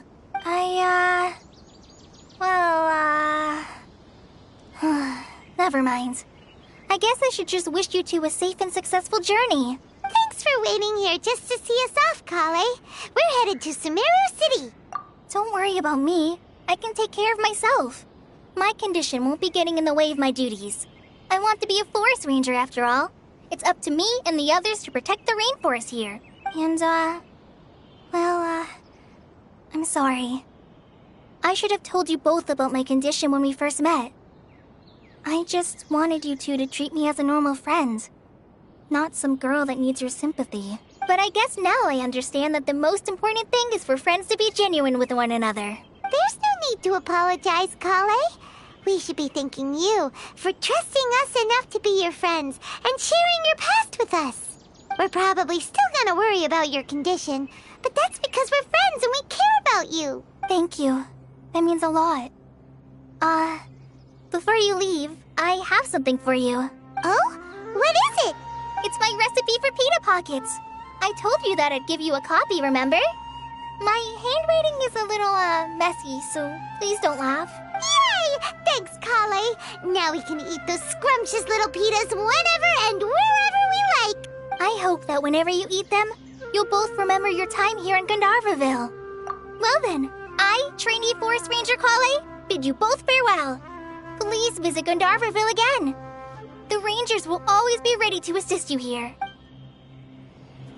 Isn't a single one missing?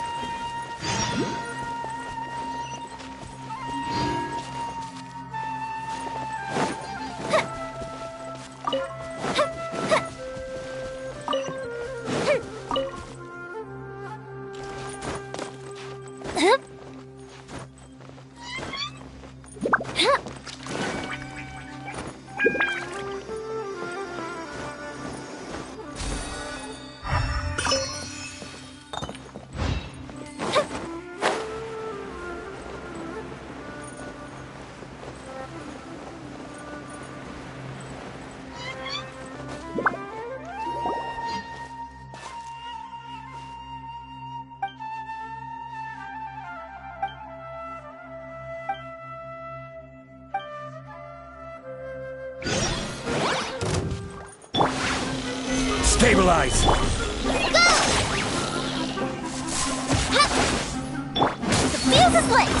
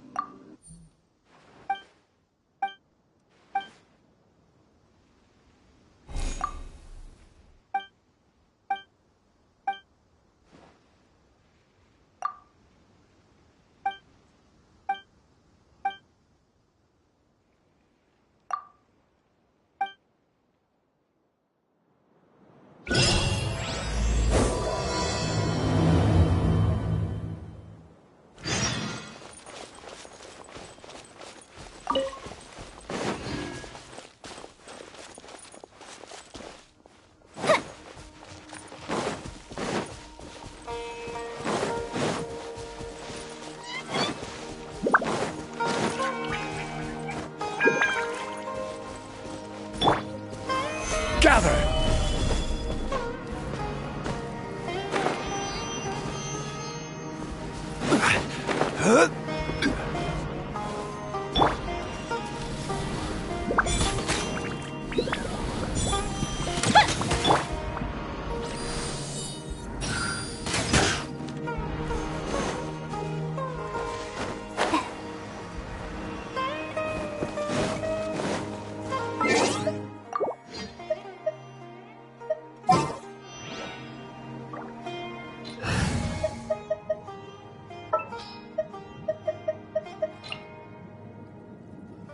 Who's our target this?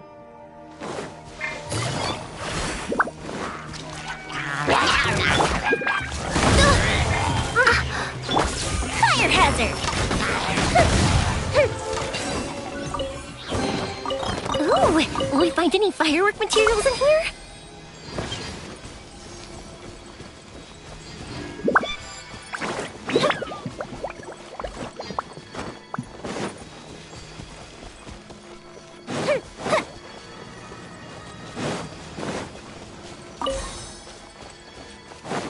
Up and away!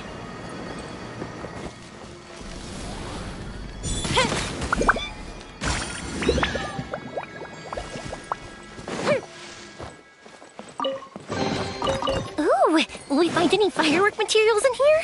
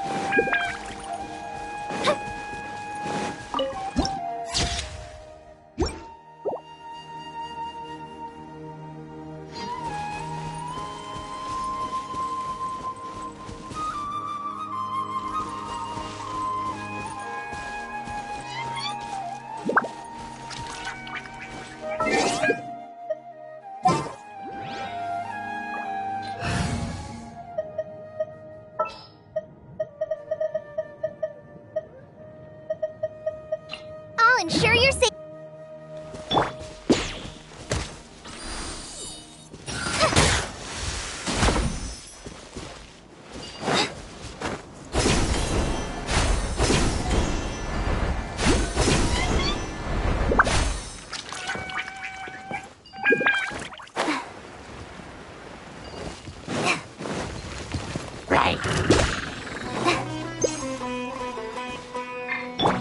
Oz, reveal thyself!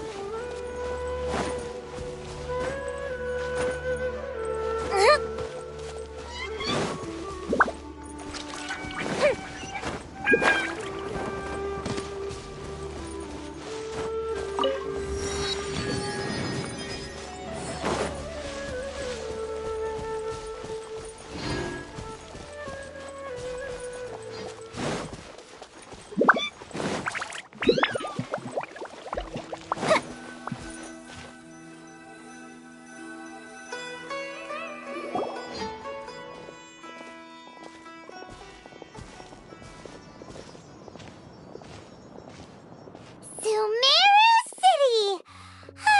We finally made it! Oh, did you see that? When those people entered the city, something on their heads lit up. One moment, please, you two. It appears this is your first time visiting Sumeru City. Oh, yeah, that's right.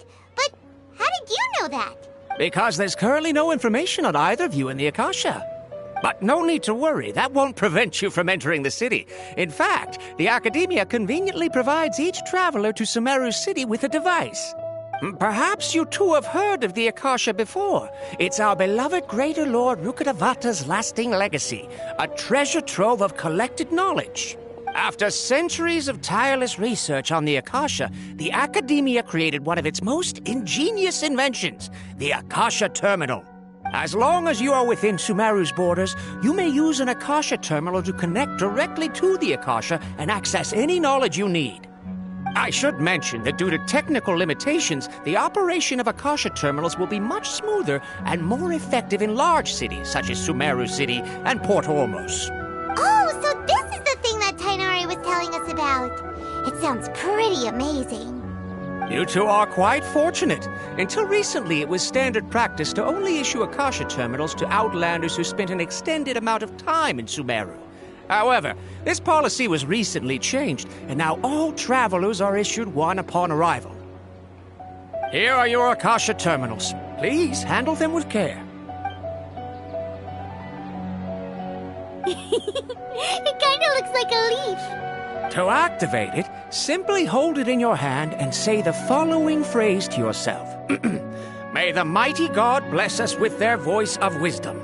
Oh, since this little doodad lets you access knowledge, maybe we can use it to find a way to meet Lesser Lord Kusanali. Let's give it a try. Ahem. May the mighty God bless us with their voice of wisdom.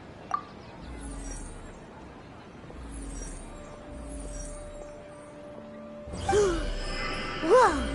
Just now, something clicked, and Paimon suddenly knew how to use this thing. It seems all we need to do is concentrate on what we want to know, and bam! You get it. Oh, that'll come in real handy. Exactly. That is the power of the Akasha. And with that, let me officially welcome you both to Sumeru City. May the wisdom of the Dendro Archon always be your guide. Okay, now that we're in, we can check the Akasha about Lesser Lord Kusanali.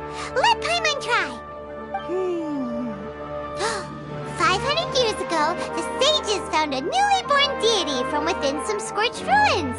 The deity now resides in the sanctuary of Surasthana.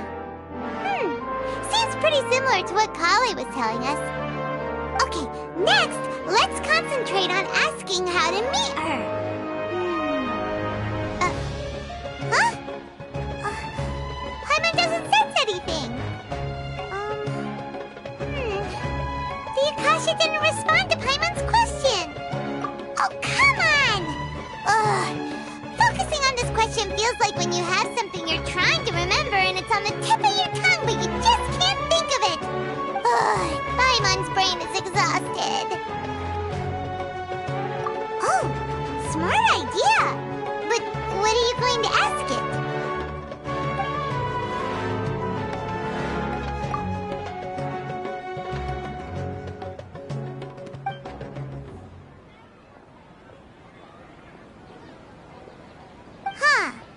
Could it be because we're Outlanders and we've only just arrived in Sumeru?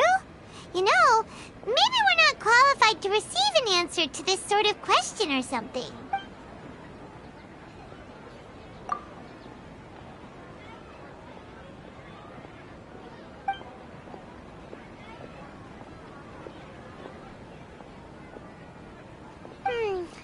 You too? Well, glad it's not just Paimon.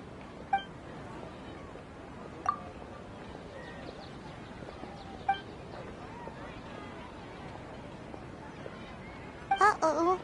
Paimon's getting all teary-eyed all of a sudden. It feels like the people of Sumeru really missed their Archon. Well, seems no matter which way we try, we can't find anything that'll lead us to Lesser Lord Kusanali. Guess our only choice now is to try meeting with the researcher that Tainari recommended. He's from Sumeru and even has a position in the Academia. Maybe he'll be able to access more info from the Akasha. Let's see. Tainari wrote an address on the letter's envelope. Oh, it's not far from the city's gate. Let's head over and have a look. Hopefully he's... Hello, are you Rohawi? Yes, that's me. Can I help you? Great! You see, Tainari sent us here and... What? Tainari? Please, there's no need to say anything, really. Sure, I admit that the article I published last month wasn't my best work, and maybe the data didn't produce the most convincing results, but... Here! This is a letter from Tainari! Oh, let me see... What a relief. You two nearly scared the life out of me. So, you two just have some questions for me? Seems even Tainari acknowledges my innate ability for procuring information. So, what is it you two would like to know? We want to meet with Lesser Lord Kusanali. Do you know a way we can do that? You mean you want to meet the Dendro Archon herself? This isn't exactly my area of expertise, but let me see what I can find in the Akasha.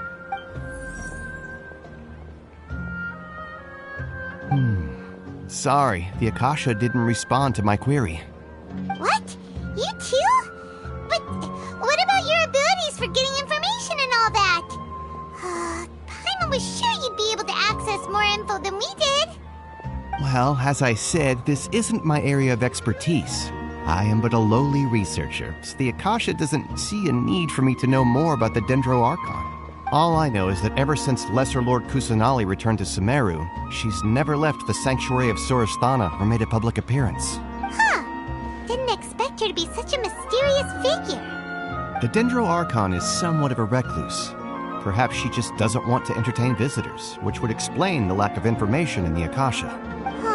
But then what can we do? No need to worry just yet. I'm only hypothesizing here. You could certainly try asking around and see if anyone else has ideas. And besides, you two should consider the bright side of things. Not being able to see Lesser Lord Kusanali may not be a bad thing. In this world, there will always be information you cannot obtain from the Akasha and things you can never accomplish. Knowing when to yield is a form of wisdom. Take me, for example. It's a miracle if my brain cells can spit out one paper every 3 years. But Tainari? That guy can publish 3 papers in just a single year. don't mention it. If you two ever want information about things like who's been promoted within the academia or relations between the 6 great sages, come find me. Hey, come on. This is a survival skill at the academia. Oh, Paimon's expectations were pretty low, but this is so low it's like digging holes in the dirt. So what do we do now? Even if we want to talk to someone, we don't know anybody here. Huh? Like who? Oh, you're right! Catherine! The Adventurers Guild has its own intel network. Let's hurry and find her.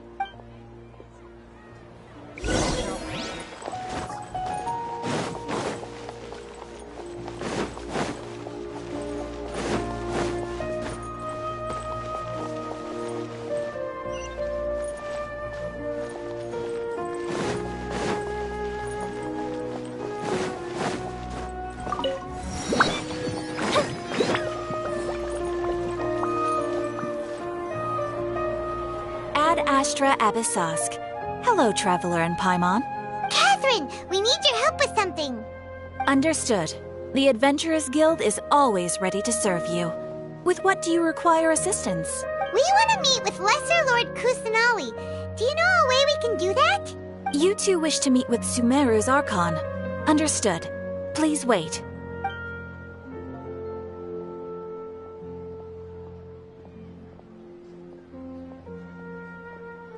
I apologize, but I am unable to call up any relevant information in the Akasha. I'm also unable to locate any pertinent information in my personal memory. Aww, another dead end. Well, if Catherine can't help us, then we really don't know anyone else to ask now. Please do not worry. I may know of someone who can help you two. In Sumeru, the Adventurers Guild does not serve as the vanguard of information. Rather, there are numerous active mercenary groups collectively known as the Eremites. They take on various contracts and work all across Sumeru, so they naturally accrue intelligence. An Eremite brigade called the Corps of 30 is in charge of Sumeru City's defenses. Not only are they the oldest brigade, but they are responsible for managing and coordinating the affairs of all other mercenary brigades. Corps of 30? What a weird name. Supposedly, they are named as such because their ranks numbered 30 at their inception. Asfand, an advisor with the Corps of 30, maintains good relations with the Adventurers Guild. Though he's already retired, he and his words carry great weight within mercenary circles. If you'd like to get in contact with him, you can find him at the Corps of 30's headquarters, the Citadel of Rexar. You're welcome. I wish you two the best of luck. We look forward to your exploits in Sumeru. Alright, off to the Citadel of Rexar we go!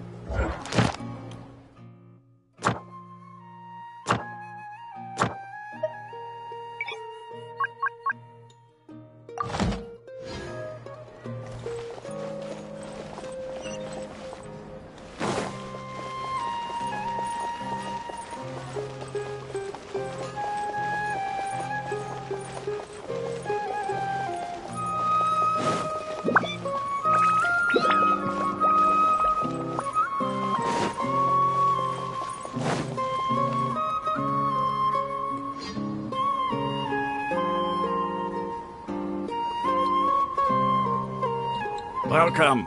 The Adventurers Guild told me to expect you two. It's nice to meet you, Asfand. We'd like to ask you about something.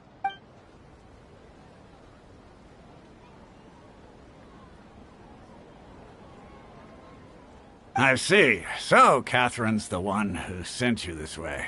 Ha! It's true that the Eremites' network is vast, but even I can't help you meet the Dendro Archon. Wait, seriously? That's it? Afraid so. The Eremites aren't terribly religious, so we don't know much about divinities. As far as the Akasha goes, we can access even less than you. We originally came from the desert. The gods there died off long ago. Since those days, we've used our own 2 hands to carve out a living. We don't beg gods for their aid. It isn't just us, though. If you ask me, I think most in Sumeru aren't interested in Lesser Lord. Oh? Why's that? Just take the Academia, for example. They're the ones who truly rule Sumeru. Although they believe in gods, most of them only care for the late Greater Lord Rugadavada. In their eyes, she was the one who founded Sumeru and gifted us with the Akasha. Lesser Lord Kusanali just happened to inherit her legacy. Because of the Academia's influence, most citizens are more familiar with Greater Lord Rugadavada and hold her in greater esteem. Not to mention that Lesser Lord Kusanali never makes an appearance, and the Academia never announces anything about her. As far as the people of Sumeru are concerned, she's just a god that exists. And that's all. Really? Aw. After hearing all of that, Paimon sort of feels bad for Lesser Lord Kusanali. Ha! But who knows? We're all just guessing when it comes down to it. Besides, I'm sure the God of Wisdom doesn't worry about her reputation among people like us. All right. Well, thanks for the info, Osfond. No problem. Always happy to help out the Adventurers Guild.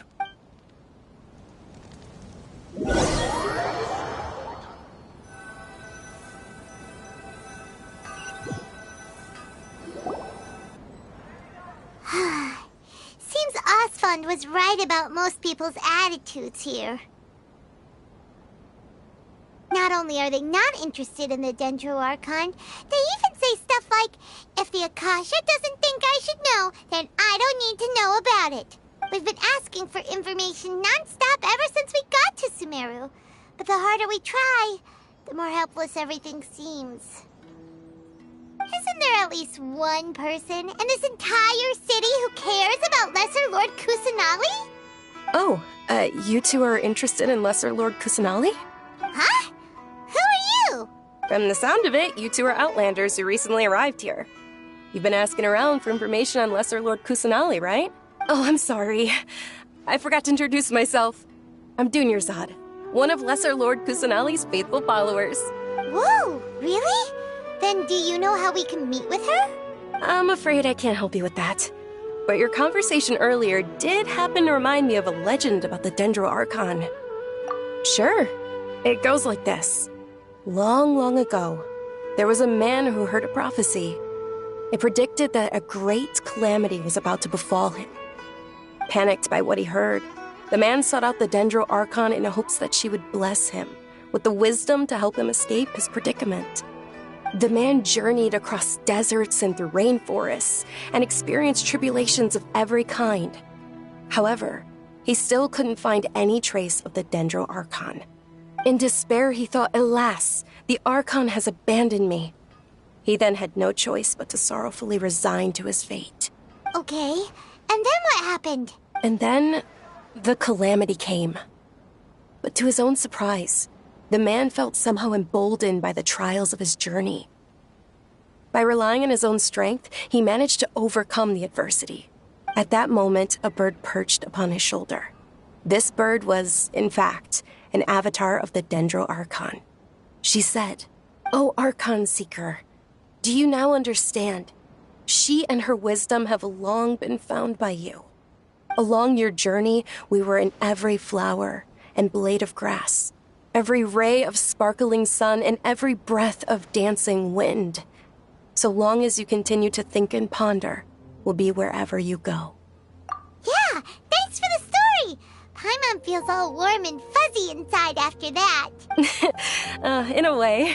It seems like this story is also one of the Dendro Archon's avatars. Dunyarzad, since you worship Lesser Lord Kusanali, can you tell us anything else about her? Of course.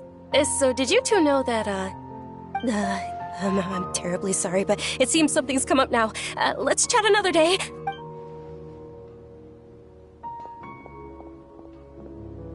Hey, wait! What the heck just happened? It looks like they're searching for someone. Dunyarzad was acting super nervous just now. You think they're looking for her? This stinks! Lord Kusanali. We can't let them get in the way now. Let's see if we can get rid of them. Then we can catch up with Dunyarzad. Hey, have you two seen a brown-haired girl wearing a purple top and a long blue dress? We're looking for her. Did she have bandages wrapped around her wrists? Yes, that's her. Did you see which direction she went? Yeah, she went that way. Quick, after her!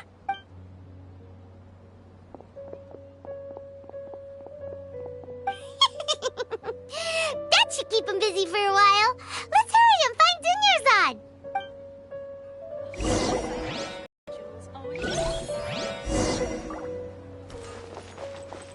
Why isn't it working?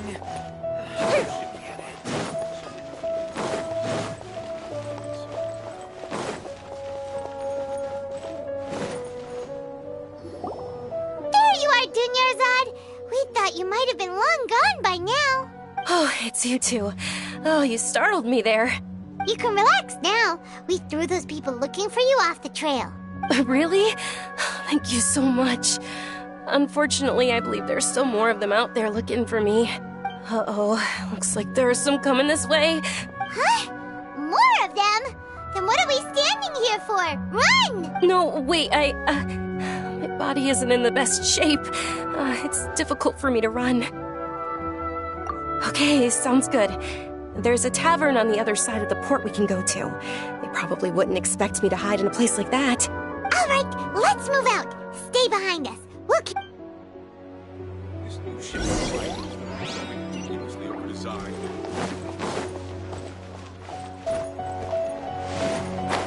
It's called being a freelancer.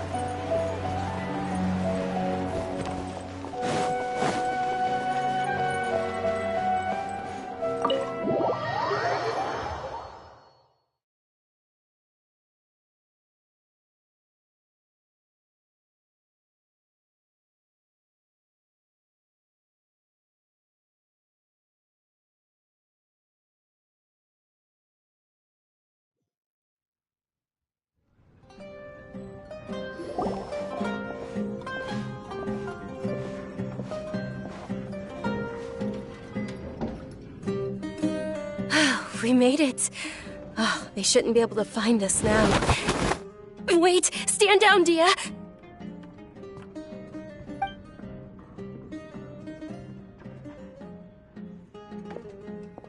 My lady, who are these two? They're travelers that I met on the street just a moment ago. They happened to notice that you were all searching for me, so they helped me hide. I see. In that case, you two should scram. There's nothing here for you. Wait a sec! Who the heck are you? And why are you shooing us away? I'm Miss Dunyarzad's bodyguard, here to see that she returns home safe and sound. My lady, let's get going. You've been gone for so long that your parents are worrying themselves sick. And if I refuse to go with you? It'd be easier for the both of us if you cooperated. But if you insist on not going, then I'll have to carry you like a sack of potatoes. Hey! Dunyarzad already said she doesn't want to go back. Why are you still pushing her? Stay out of this. You don't understand the situation. Sorry, my lady. Even though I'm your bodyguard, your parents are my employers. I have to answer to them. How much? Wait, what? How much more do I have to pay you to become your employer? So you never listen to my parents ever again. Double? A triple? Give me some time and I'll get that much. My lady, this isn't about Mora. I don't know what you think of us Eremites, but let me say this. I like Mora, but I'll never go against my principles. That's why I'm here looking for you.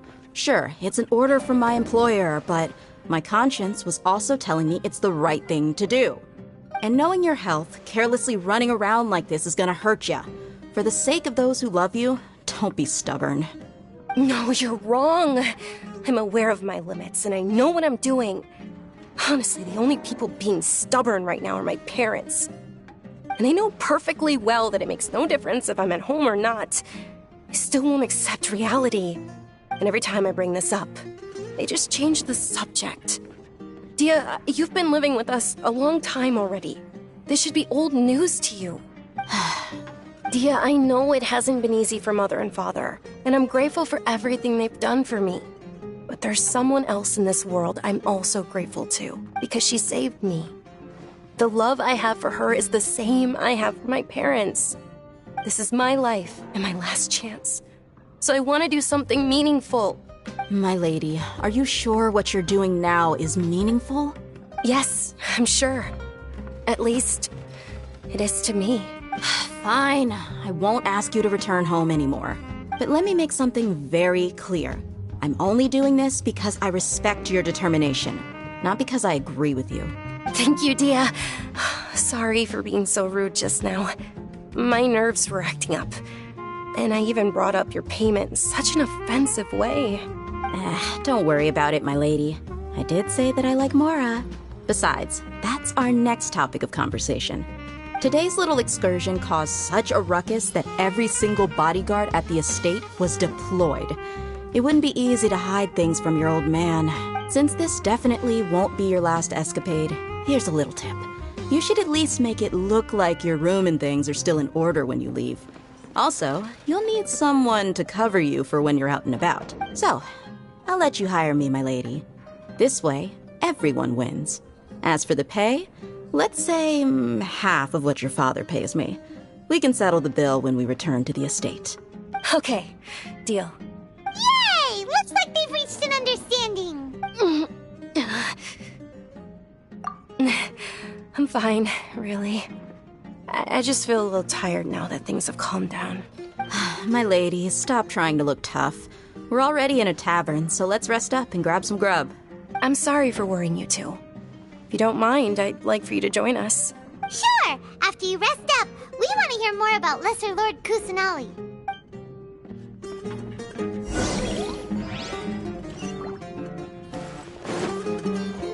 I went on my fair share of crazy adventures back in the day.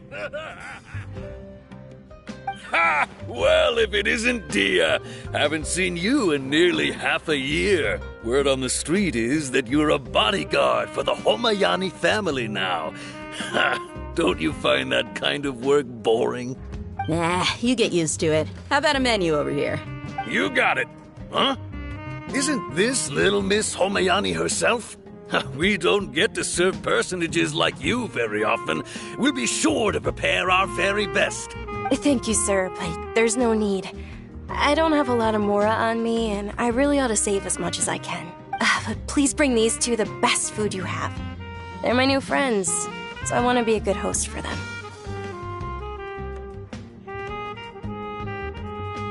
Wait, we're paying for ourselves now? Aw, Paimon kinda wanted to try something fancy, but we aren't exactly loaded. Guess Paimon will settle for something ordinary. How about our coconut charcoal cakes? They're our signature snack, and they run cheap.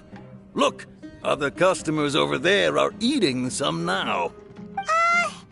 They look kind of burnt and dry. Paimon will pass. What do you have against my slime dishes? Dunyarzad, we asked a lot of people when we first arrived, and almost nobody was interested in Lesser Lord Kusanali. So, what made you want to follow her? Well, remember when you asked me if I knew how to meet the Dendro Archon? Even though I don't know how, I think I've actually seen her before. Huh? Really? Yes, it was when I was a child. At the time, my illness had kept me bedridden for the better part of a year. I was stuck inside and couldn't make any friends, and my parents did their best to find treatments for me. But even then, the Akasha didn't have any helpful information. My younger self no longer had any hopes or dreams. One flare-up was so bad that I was in a semi-conscious state for several days. Then one night, I woke up alone in my room. I was terrified. My body was paralyzed. Even if I cried, there was no sound. At that moment, an ethereal voice spoke in my mind. Dunyarzad, don't be scared. You don't have to cry. Dunyarzad, don't be scared. You don't have to cry. Who are you? How do you know my name? How do I explain this? You might not be able to understand, but actually, I know everything about you. Really? Of course. I know that you're scared of thunder, that you hate taking medicine every morning, and that you love counting the petals on your mom's skirt. Wow, you really do know everything. Junior Zod, is there anything you want? Want? Not really. I can't go anywhere or do anything. Huh? But aren't you a child? All children have wishes. Tell me what you want, and maybe I can make it happen. Then, can you make my illness go away? Oh. I'm sorry. But I'm not powerful enough to do that right now.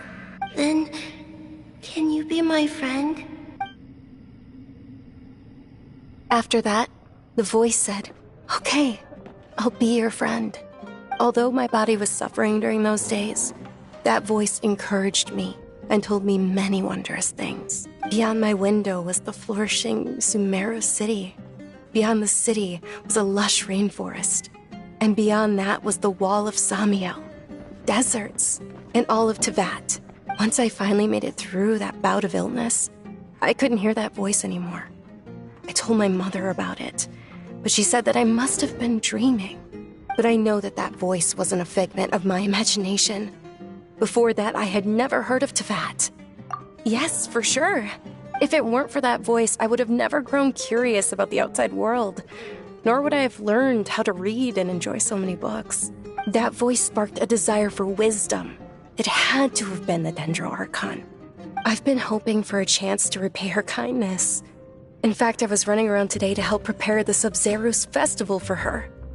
What's the Sub-Zerus festival? It's Lesser Lord Kusanali's birthday, which was the day that she was found by the sages. It's actually an old holiday that originally celebrated Greater Lord Rukkhadevata's birthday. When she passed away, the holiday eventually became a celebration of the Lesser Lord's birthday. I heard everyone was overjoyed when they welcomed her back to Sumeru. In those days, the festival was a huge deal. But because of the Academia's influence, people have gradually lost interest in the festival. The Academia actively participates in Sumeru's many holidays dedicated to Greater Lord Rukkhadevata. But when it comes to the Sub-Zerus festival, forget any funding. They practically act like it doesn't exist. Maybe they see Lesser Lord Kusanali's birth as confirmation of Greater Lord Rukkhadevata's death, so they're reluctant to celebrate it. Aww, but that's awful. It is. It's absolutely terrible. Sure, the Greater Lord founded Sumeru, but hasn't Lesser Lord Kusanali been the one quietly protecting us for the past few hundred years? Just remember that we're still out in public. Don't get too carried away now. I know that people over by the Grand Bazaar still hold the Sub-Zerus festival to this day. But I hadn't met any of them before, so I was never able to contribute. But recently, I made a friend there who also follows Lesser Lord Kusanali. I gave her my savings because I want her to throw a wonderful festival this year. That's the least I could do for Lesser Lord Kusanali. Hold on, my lady. Does this friend happen to be Nilu, the one who sends flowers to the estate? Yes, that's her. I saw her leaving the other day with a nervous look on her face. It seemed like she was hiding something in her arms. Did you give her something? Yes. Initially, I didn't have much Mora prepared, so I had Nilu sell one of my skirts. I've agreed with Nilu to meet up at the Grand Bazaar today and see how things are coming along. Dia, would you accompany me? Sure. That's quite the trip, though. I'll carry you. No, that would be too much, even for you. You might as well just accept the lift. If I let you walk, who knows how long it'll take us. And if anything happens to you, then I'd really never hear the end of it from your father. But of course. Nilu will be thrilled to hear there are more people interested in Lesser Lord Kusanali.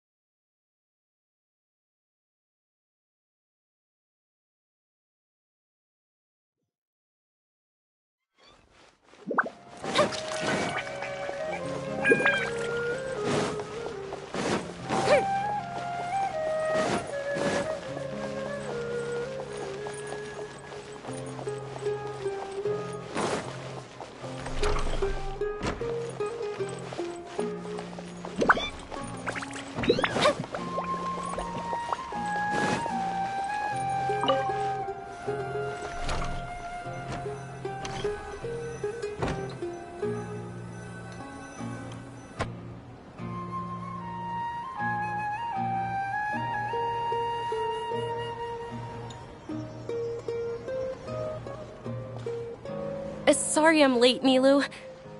Oh, Dunyarzad. It was taking you so long that I assumed you got trapped at home, but you made it in the end. Uh-oh. But if Dia's here, that means you got caught, right? You could say that, but everything worked out. She's on our side now. Not completely.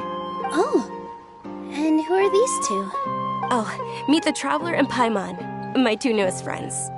They're visitors who just arrived at Sumeru City and are looking for information on Lesser Lord Kusanali. So you're followers from another land? That's wonderful. You two absolutely mustn't miss the Sabzeruz festival. By the way, Dunyarzad, we've already started decorating the Grand Bazaar. It looks spectacular, thanks to your generous contribution. You're very welcome. It's the only thing I could do.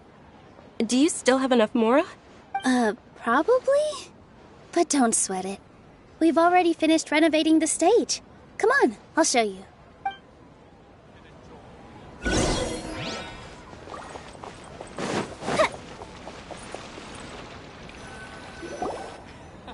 Wow!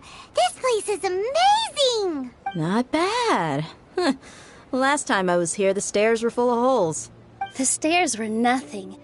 A little while ago, we discovered that the tree above the stage had a huge chunk of bark ready to fall off. Mr. Zubair was worried sick. We reported it to the academia many times, but they never sent anyone to deal with it. We didn't want anything bad happening, so we were going to cancel all the stage performances. Oh, probably because it was the theater asking. The academia looks down on performers like us. They probably think it would be best if the theater closed down completely. We can't let that happen, though. Not only would everyone involved in the theater go hungry, but then we wouldn't be able to hold the Sabzeruz festival anymore. Thank the Dendro Archon for Dunyarzad. But the more she gave us, we hired someone to patch up the tree, and we also gave the stage a much-needed makeover. The stage is going to be even prettier when it's festival time. I can't wait for you to see it. And I can't wait to see you on the stage. You've been practicing so long already. It's almost time for your dream to become reality. It's our dream. I'll do my best for the two of us. Nilu, what are you gonna be doing at the festival? She'll be dancing the dance of Sabzeruz, the most important performance at the Sabzeruz festival. Dunyarzad, have you told them the origin of this holiday? I only told them about the Greater Lord and Lesser Lord so far. Okay. Then I'll tell you two about how this holiday came to be. According to legend, the Sabzeruz festival was originally the Goddess of Flowers' birthday celebration for the Greater Lord. A long, long time ago, on one of Greater Lord Rukkhadevata's birthdays, her friends threw her a celebratory banquet. Some of the gods got drunk. One started playing music, and the Greater Lord started singing. So the goddess of flowers began to dance. As she danced upon the grass, countless beautiful padisaras began to bloom wherever she stepped. Those brilliant purple flowers became her dazzling stage. All the gods clamored, "Oh, if only time could stop at this very moment." Of course they did. When people mention the gods, they always think of the Archon War. But Sumeru's gods also had happy times. Although they aren't around anymore, they're preserved in our tradition of dance. This outfit I'm wearing is apparently based on how the goddess of flowers looked. Though we're just tiny people compared to the divine, we still have to do our best to make sure that the birthday girl feels loved on her special day. Nilu, you of all people will definitely be able to convey our well wishes to the Dendro Archon. I also noticed that you went the extra mile and scattered padisaras around the stage. They symbolize the goddess of flowers, after all. It's just a shame that all the real padisaras went extinct after her death. Yeah. The Greater Lord brought forth padisaras in memory of the goddess of flowers. But she ultimately could never truly replicate that beautiful purple. Thinking about the goddess of flowers dance makes me wish I could have seen it. If my stage were anything like that, I'd be thrilled if I had just 2 real padisaras on the stage. So, Traveler and Paimon, what do you think? Interested in the Sabzeruz festival? Will you two be coming? All of Lesser Lord Kusanali's followers will be there for her birthday. It'll be a good opportunity for you to learn more about her. Ooh, Paimon thinks that's a great idea!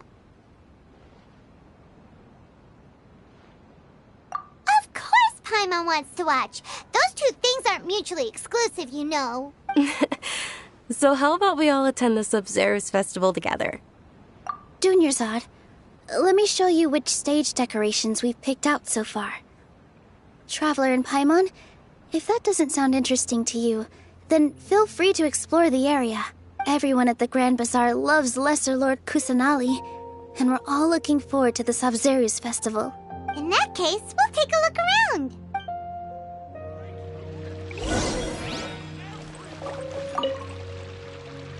Whoa!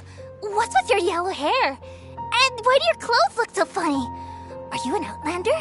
Did you know that the Sabzeruz festival is about to happen? There'll be loads of fun things to do at the festival. But the best part is when Ferris, the Knight of Flowers, passes out candy to everyone.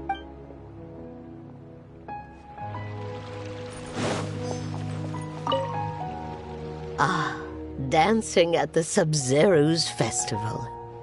You know, I also danced when I was younger. As a child, I even asked my grandmother why we performed the dance for the Lesser Lord when it was originally done to honor the Greater Lord. My grandmother said that Greater Lord Rukkhadevata is a beloved deity and honored by all.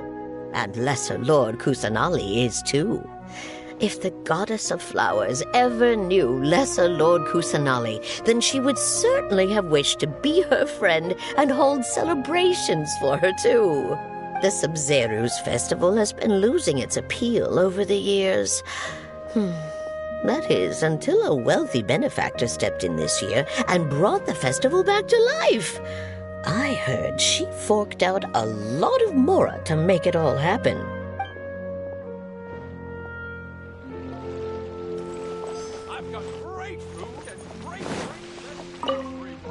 Huh. Revamping the stage for the festival couldn't have been easy, that's for sure. I bet this year's festival will be one to remember. I don't know much about the Grand Bazaar, but I do know that the residents here have a penchant for song and dance. 2 things that the academia doesn't particularly approve of. Oh, and the perfume sold around here is a lot better than what you'll find elsewhere. The fragrances are longer lasting and they're gentler on your skin and... I mean, that's what I've heard at least.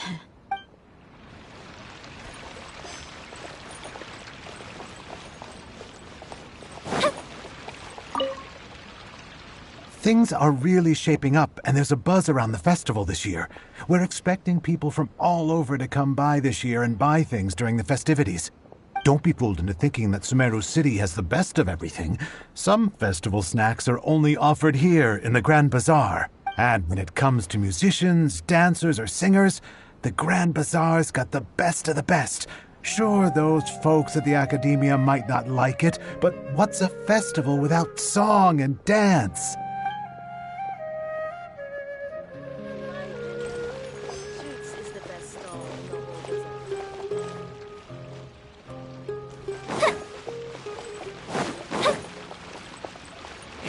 As on the stage, one must act with gumption. Nilou, your outfit looks amazing. There's also something different about you from when we first met up. I thought I'd add a little extra pizzazz to my dress for the festival. See?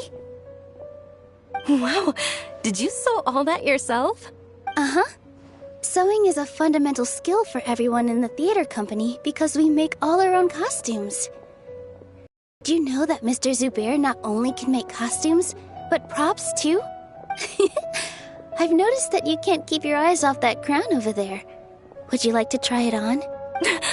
May I? Of course. The legends say that the goddess of flowers had beautiful horns on her head, so this crown was made to reflect that. Dunyarzad, you look absolutely stunning with it on. It's like I'm looking at the goddess of flowers herself.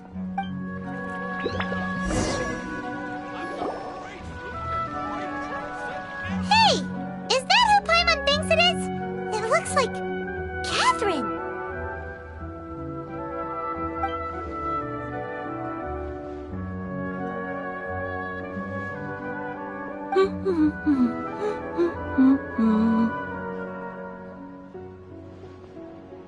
Huh.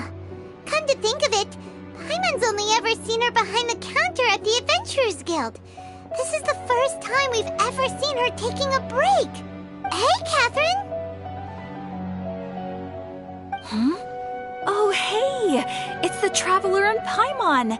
What's shaken? Whoa! Break time Catherine sure sounds a lot less formal than usual. Paimon was still waiting for her to say Ad Astra Abyssosque. Sure.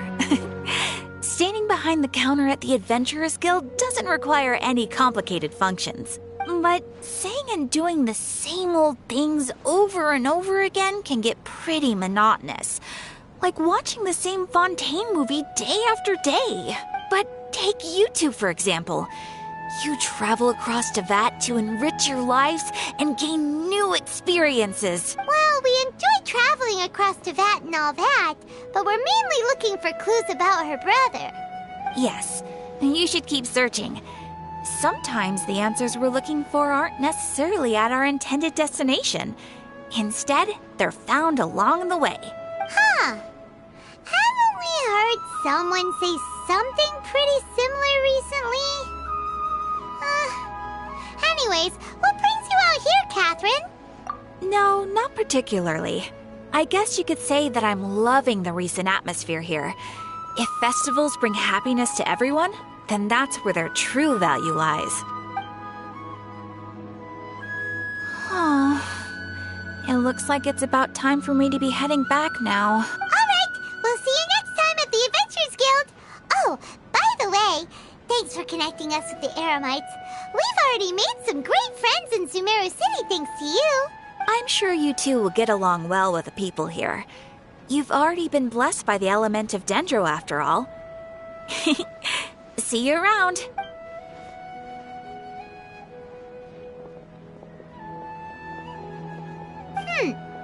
There's something really different about Catherine today. Hey, Traveler.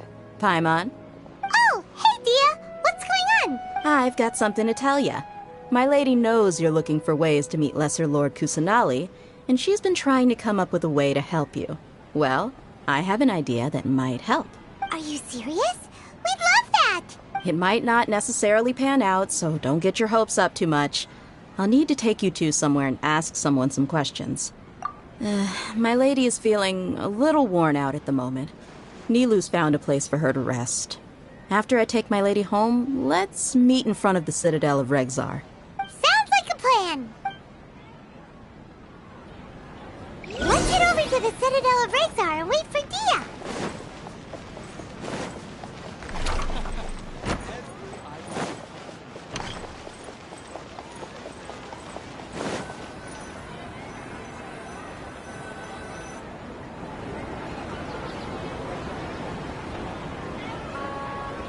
Sorry, I'm late. It took some convincing for the master and mistress to believe that Miss Dunyarzad was only sitting in the port for a while because she was in a bad mood. Anyway, I guess I should be thanking you. I haven't seen Miss Dunyarzad that happy in a long time. If it wasn't for you two, she probably would have been caught and dragged back much earlier. You sure sound a whole lot nicer than when we first met, Dia. Who would have thought you had such a soft spot for Dunyarzad? It's called being a professional. I'm a bodyguard, and I work for whoever's paying. Look, Dia's blushing. Listen, you two. I don't expect to be working for Miss Dunyarzad very long, but I hope to finish things on a positive note if possible. Let's cut the chit-chat and head into the Citadel. We'll see if the person I know has a way for you two to meet with the Lesser Lord.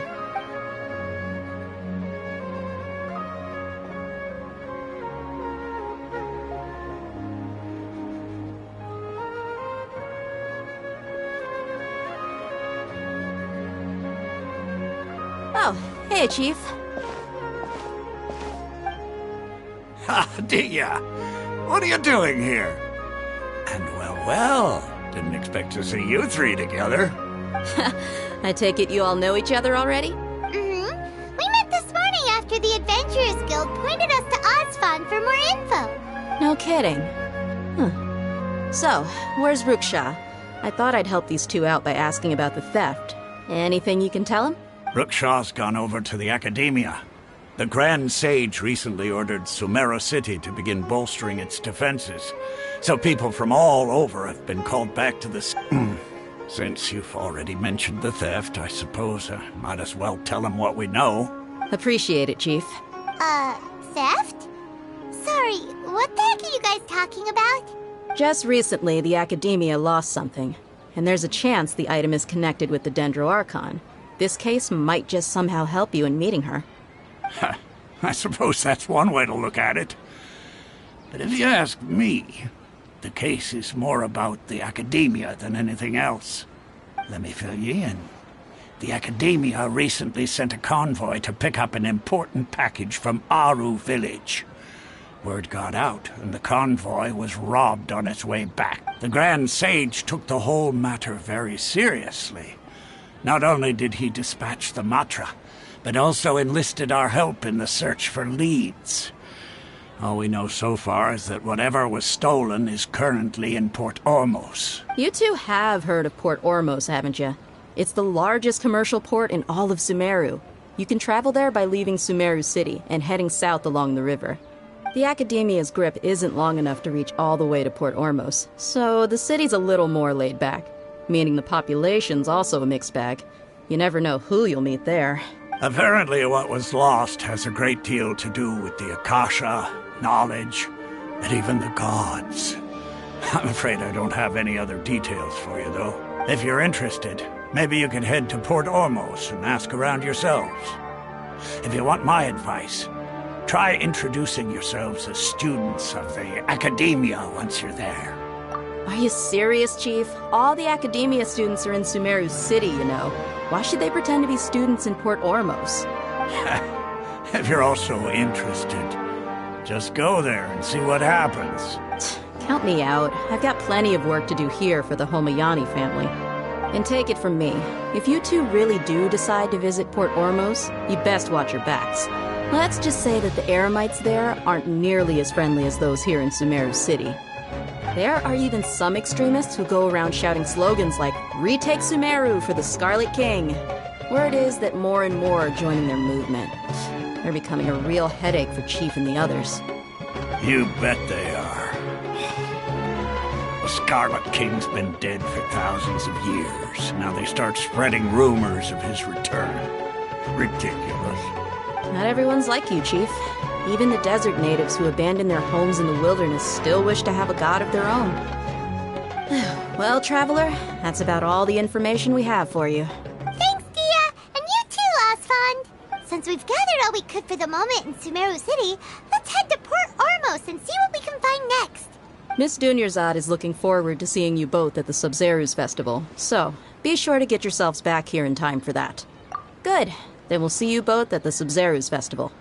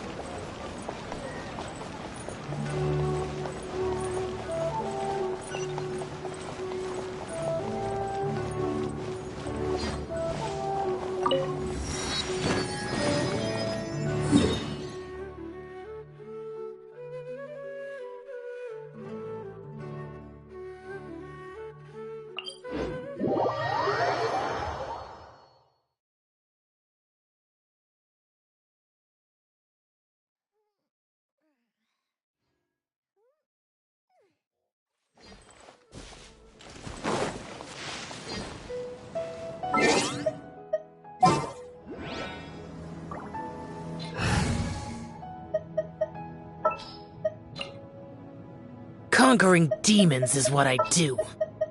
Who's our target this time?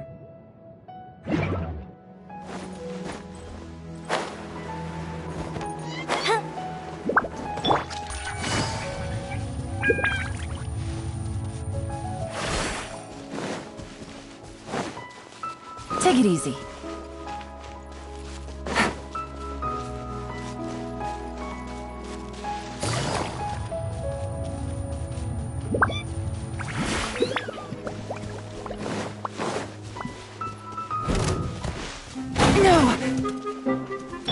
Crumble! Time for a light show!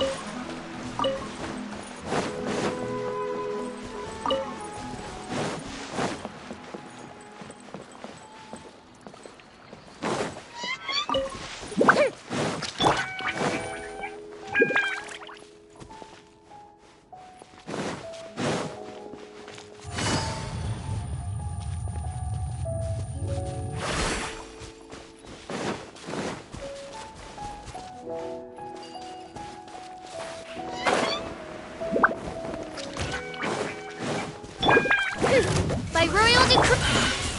Solidify! The fuse is lit!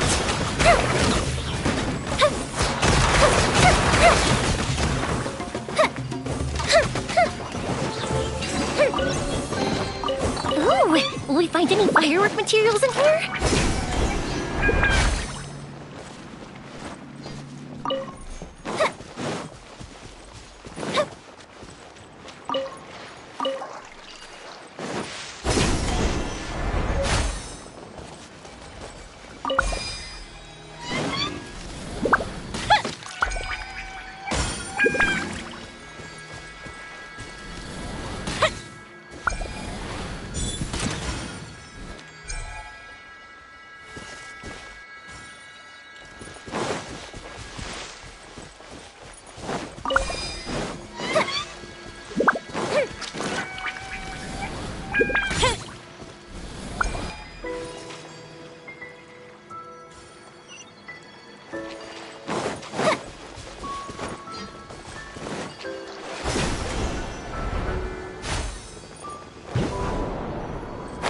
Way.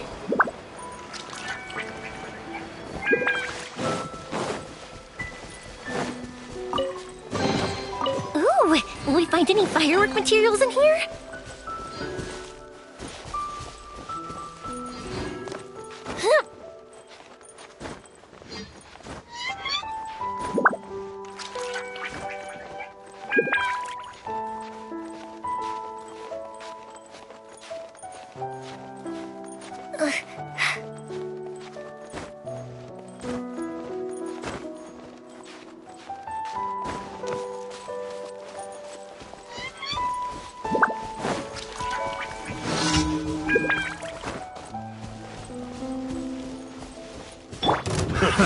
Another test subject. Facilitate! Oz, reveal thyself! Gather! Order guide you. Fire hazard!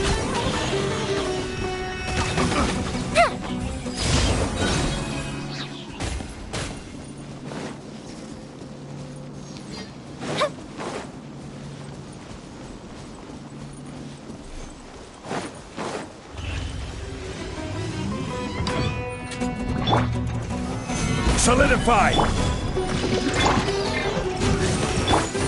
Game's up. Time's over. Time for a light show!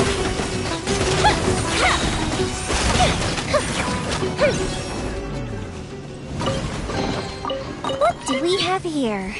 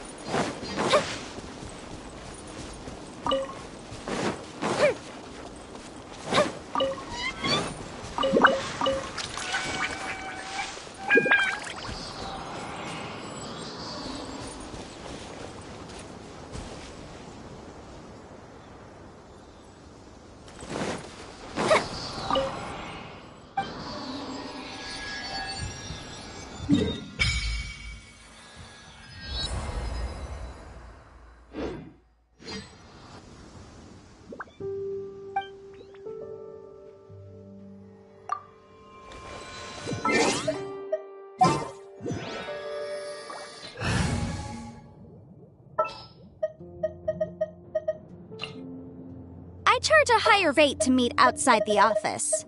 This world is full of unsolved...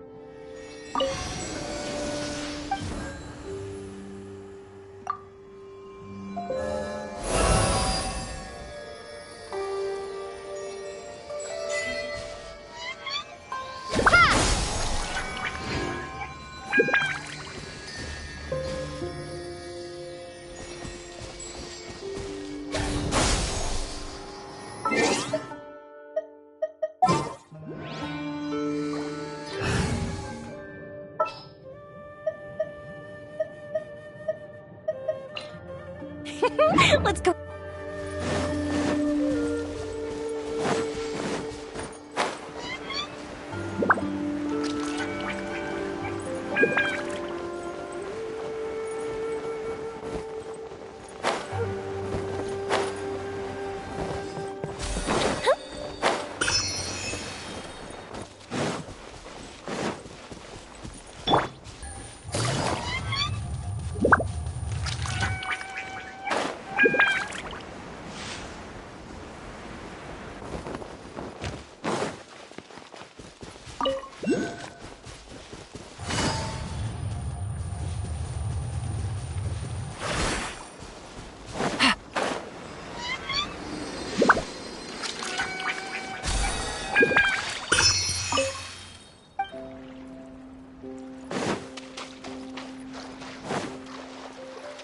Take it easy.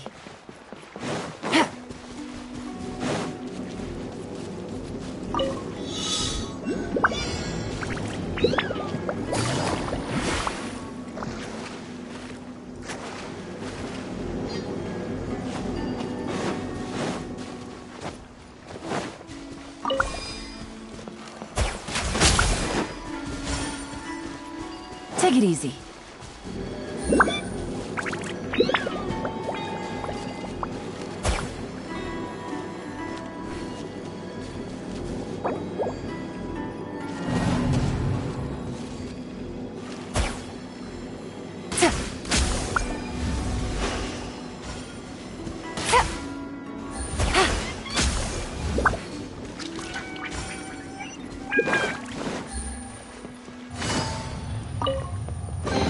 A chest full of valuables and a trove of potential clues.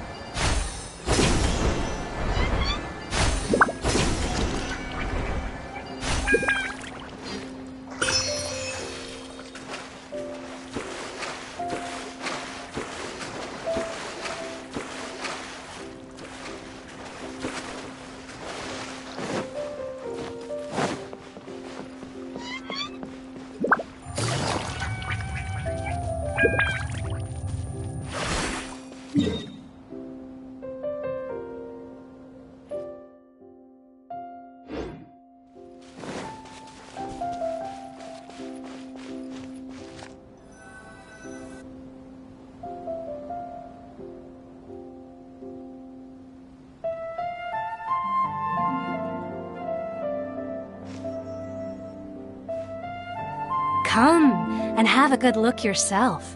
Traditional spices of the highest quality, made with pride and experience.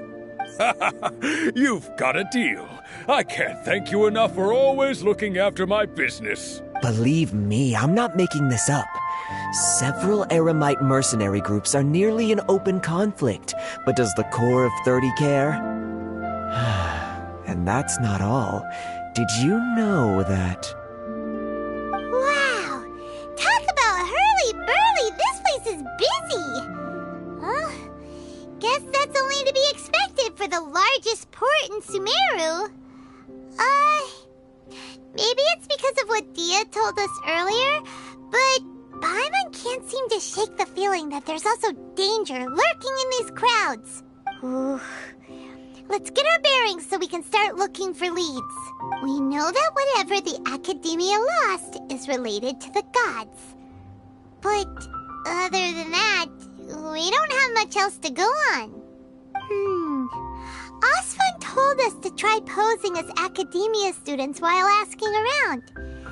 Paimon checked the Akasha on the way here, and the Academia doesn't seem to have any research facilities in Port Ormos. Paimon doesn't get it. Won't we look even more suspicious going around saying we're Academia students and asking about the stolen item? Well, given all the people that come through here every day, if there's any information to be found, Paimon bets we could find it in the market. Let's ask around and see what we come up with.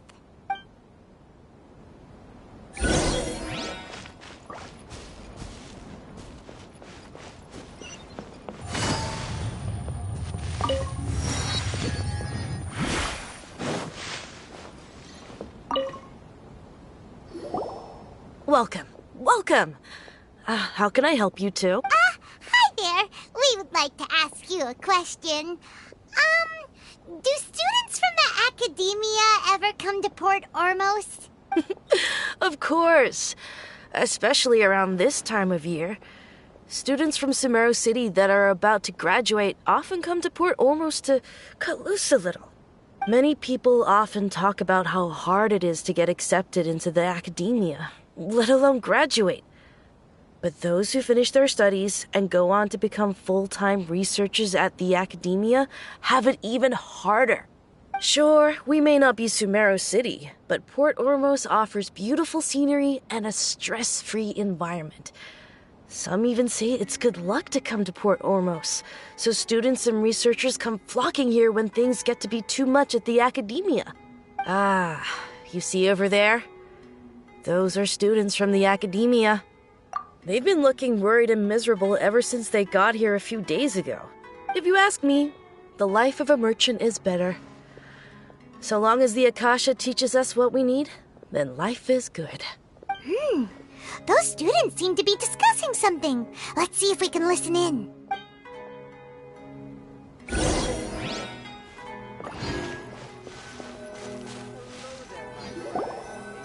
It's no good. I've tried asking around, but I haven't been able to learn anything useful. Not to mention that a bunch of scary-looking Eremite mercenaries have been posted along the streets now. There's been a lot of fighting between the different Eremite factions in Port Ormos. If we choose to move on our own, then it would be wise to steer clear of them. Especially the group that's constantly shouting some stuff about the Scarlet King and some resurrection. I've even heard that the Citadel of Regzar is starting to get fed up with them. What was that group called again? Ein something or other? They're called Ein El Akhmar. Today, I heard that the thing we're after might be in their possession at the moment. Wait, come again? Don't you see? Many of the Eremites in Port Ormos deal with trading this kind of thing. They're usually pretty wary of outsiders, but not so with students of the Academia. It's because the kind of goods that students are looking for aren't the kind of goods that Eremites are after. As long as they know you're a student, then deals can be made. I've heard that Ein El Akhmar likes to set up shop at the Jafar Tavern. Supposedly, if you're willing to part with 500,000 Mora, they'll give you info on anything. Wait, did you say 500,000? If information alone costs that much, then how could we ever afford to buy what we're looking for? I guess we might as well give up on trying to graduate this way. I wouldn't worry too much. Our field of research is very niche. Who else could possibly be after that kind of shady knowledge? I bet it's practically worthless to anyone aside from us. Well, I guess that makes sense. Then the only thing left for us now is to find a way in. Why don't we all just pool our money together and pay for the information? Whoa! Did you hear that? A niche field of research and shady knowledge? It all sounds pretty suspicious to Paimon. Is knowledge something people just buy and sell like that? So, what's your plan? Wait, didn't you hear what they just said? Buying information is going to cost us 500,000 mora! Have you lost your mind? Oh, all right. Paimon never thought she'd agree to parting with that kind of mora. But if you know what you're doing, then we should give it a shot.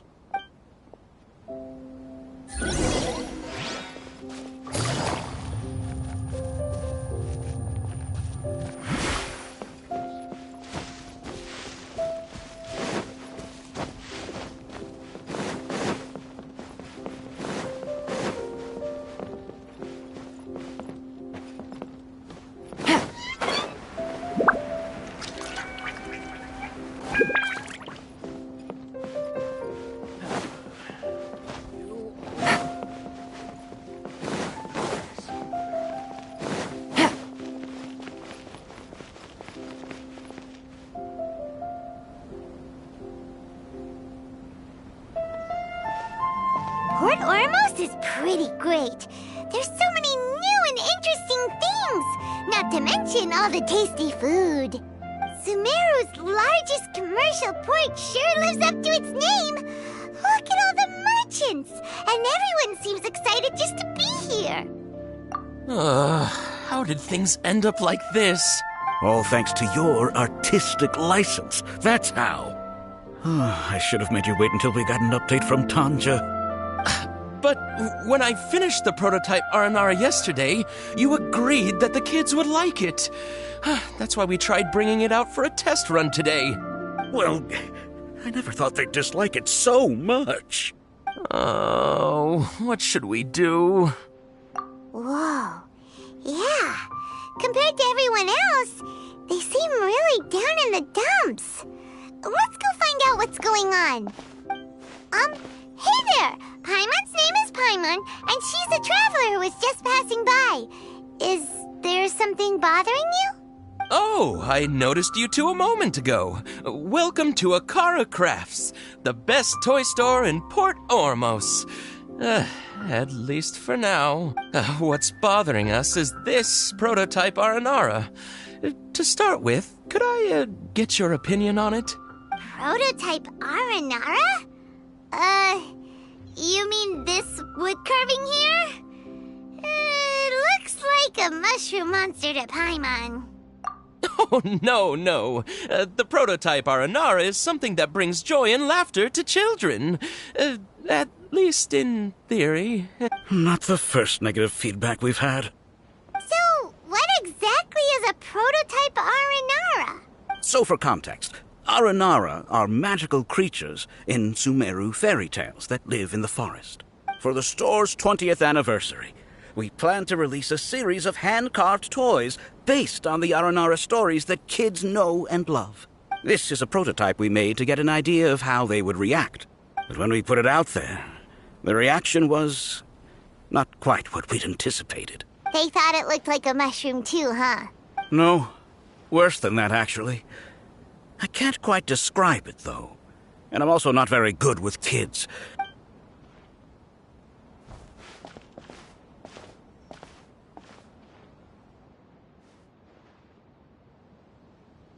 This is not an Aranara. No way. I've read Uncle Tanja's Aranara and the ill little fungus. It says that Aranara are supposed to be chubby and squishy. The carving looks nothing like that. Toys do look better when they're round and chubby. Uncle Tonder said in Aranara's vow that you can deceive the eyes, but you can't deceive the heart. This carving makes me feel lost and confused inside. I don't think the creator put his heart into it at all. It's nothing like an Aranara. Ooh, didn't put his heart into it, huh? Oh, sounds like one of those things that's easier said than understood. Kassid and Alia didn't like this carving, but I think it's okay. It doesn't look too happy, so it's kinda pitiful in a cute way. Oh, a positive review!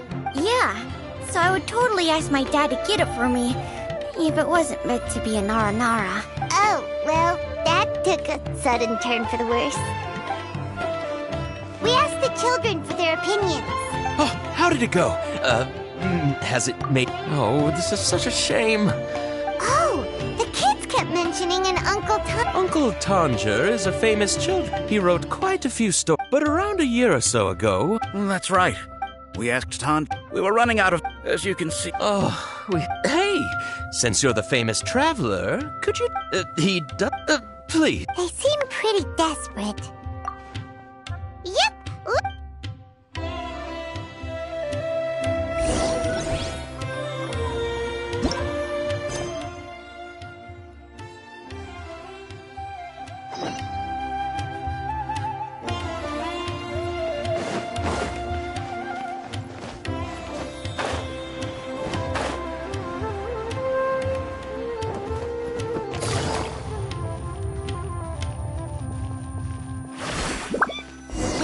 Place we heard those students talking about. Let's find a seat Oh, you've arrived. Please, take a seat. So, they think that they can go toe-to-toe with the boss? Ha! Once we reclaim the power of the Scarlet King, they'll be the first that the boss punishes. They're nothing to be afraid of. Our main rival now is the Caracal Battalion. They've also amassed a significant amount of Mora this time, so we mustn't underestimate them. How can the Caracal Battalion compete with the boss when they're nothing but a bunch of money-grubbing opportunists out for a quick Mora? Yeah, with Boss's fervent devotion, he'll be able to use this power to bring our god back this time. Huh. All these guys talk about is the Scarlet King, so they're probably the ones we're looking for. Greater Lord Ruka Devata. That traitor and her followers must not be spared. The day will come when the Scarlet King exacts vengeance on Sumeru, and all of them shall be punished. Yeah, Paimon was wondering what they meant too. We should ask about that if we get the chance later. Should I adjust?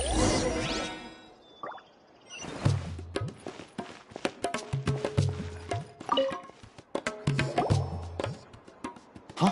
Who are you? What do you want? A student? Huh. What's a student from Sumeru City doing in Port Ormos? Ah, well, if it's info you want, you've come to the right place. The question is, can you afford it? Huh? What is this, some kind of joke? Oh! Sorry! She must have grabbed the wrong amount! Hey, what do you think you're doing? Oh, Paimon can't stand to see so much more go. But there's no other choice right now. Here, this is the merchant's address. Whatever you're looking for, you'll find it there. Well, what are you waiting for? Oh, that's right! We heard you mention the Scarlet King just now. We're actually interested to know more because we're, archaeology students! Fine.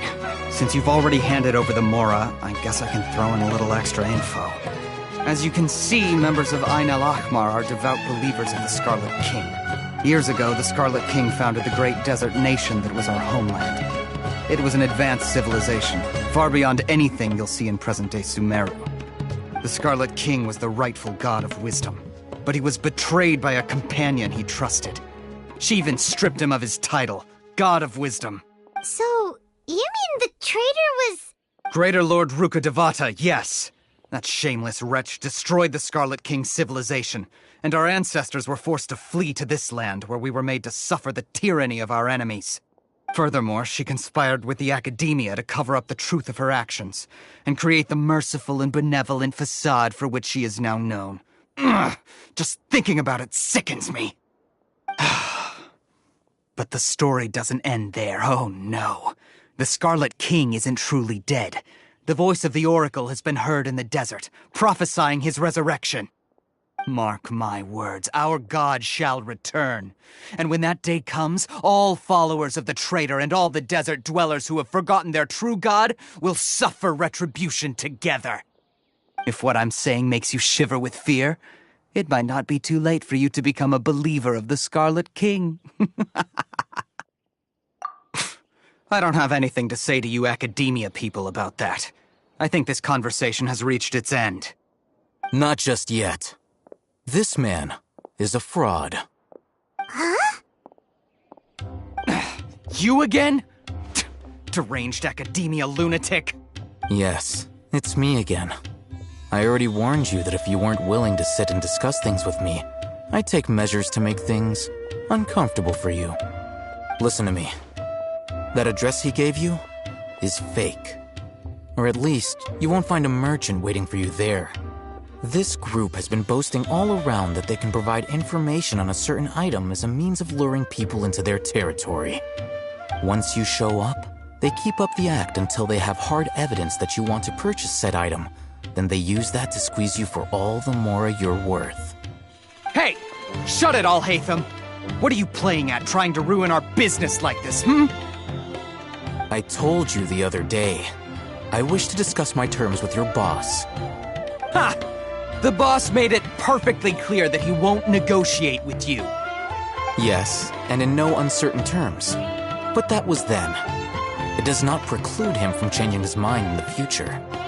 I'm warning you, don't push us, or this could get ugly.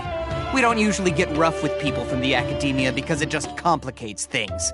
For a lunatic like you, though, we might just have to make an exception. If you're suggesting that we escalate this from a verbal exchange to a physical one, I accept. After all, even the Archons used war to negotiate the ownership of Tevat. If, on the other hand, we can't agree on any means of negotiation at all, then I'm afraid my next course of action will sting a little more than the mere falling through of a few business deals. I will jeopardize the Eremite's reputation, which I know you value above all else. I am quite confident that if I began to take such action, your boss would willingly approach me himself. However, I fear that by then, some things will have happened that cannot be undone. Also, a word of advice. I suggest you tell your boss exactly what happened here today. Otherwise, he might blame you for not telling him in the future. What did you say? Consider this. Have I ever failed to follow through on my word in the past? This guy is really out of his mind. Okay then. If you really have a death wish, let's meet a week from today. The pier in front of the Pharos Lighthouse, 4 o'clock in the afternoon, sharp. Don't expect us to hold back. Not so fast. First, you return the 500,000 mora to them.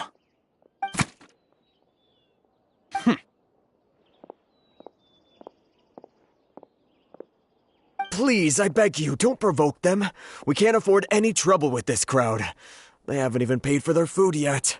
Ah, Mr. Iman. There appears to be fewer staff in the restaurant recently. This wouldn't happen to be because they're all busy spreading the word to the students, would it? Well... Someone who chooses to do business with a group like that really can't afford to get so flustered the instant someone confronts them about it. Consider the meal compensation for our silence. I'd say you're getting an excellent deal. Whoa, did you see that? He not only got us our Mora back, but sent the Emirites running too! Plus, he seems to know a lot about what's going on around here. Let's catch up with him and ask some questions! He went that way! After him!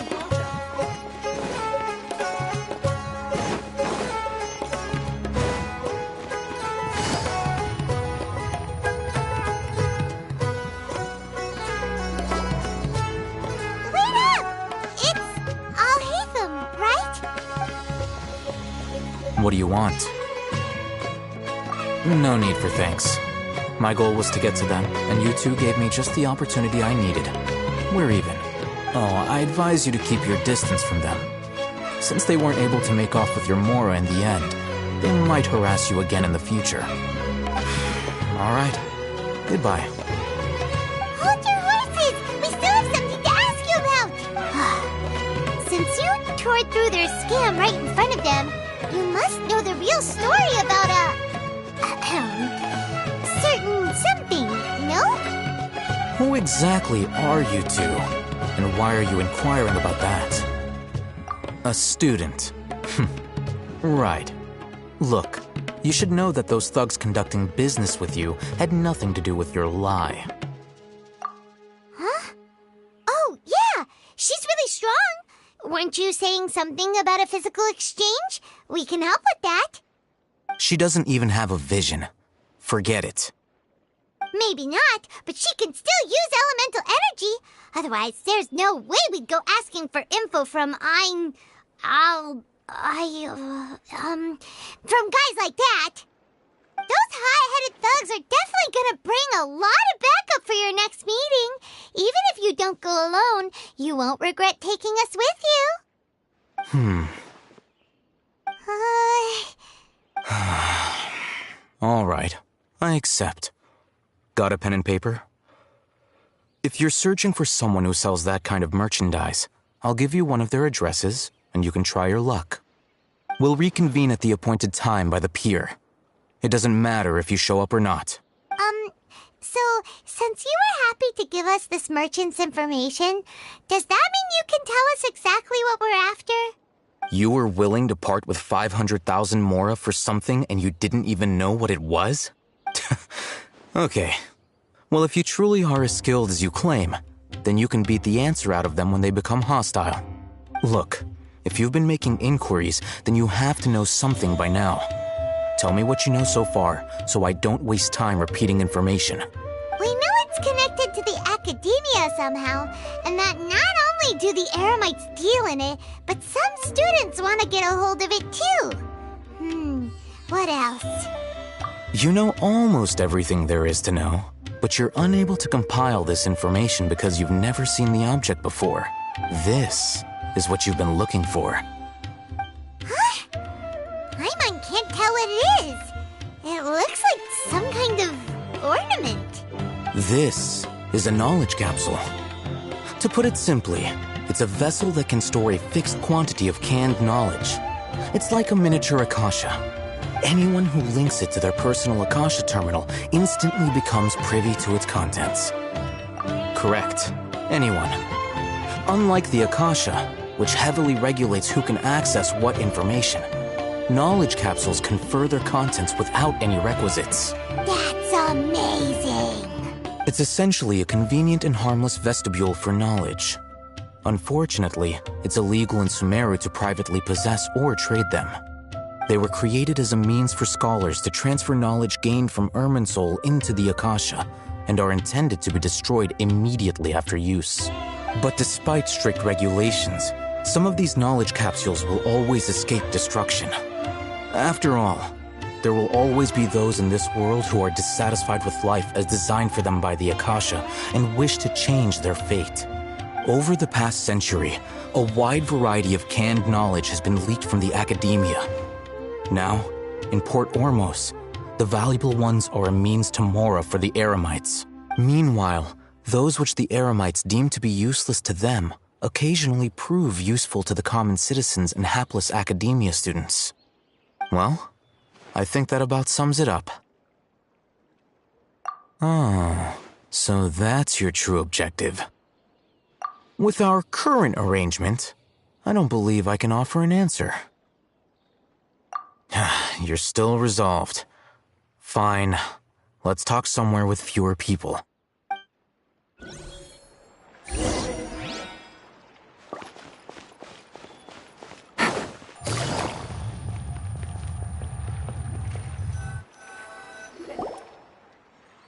Let's continue our conversation here.